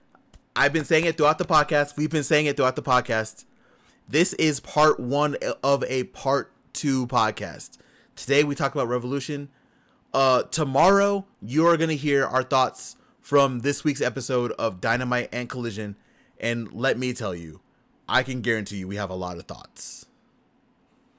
So I got plenty of bullet points. Mm-hmm. So please make sure that you tune in to the next episode. Prophet, you know what time it is. Oh, I for sure know what time it is. Mm-hmm. All right, guys. So if you made it this far, thank you very, very much.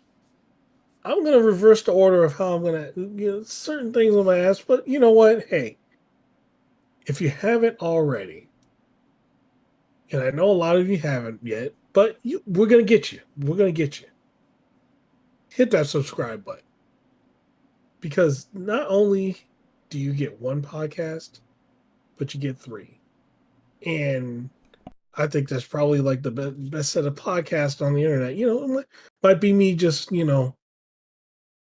tooting our own horn here, but I think we have some of the 3 best podcasts. So with that, subscribe, hit the bell button so you get our content whenever it comes out. And also, if you like this episode, tap that like button. Because, hey, it helps us out, helps the algorithm out, gets this podcast out to more people. And if you have any opinions about anything that we talked about, I'm very sure you guys have some, so don't keep it in. Don't be that guy or lady. All right? Comment. Because, hey, we like talking too. So, with that, you know what time it is. We got stuff to do. So we're out. Peace.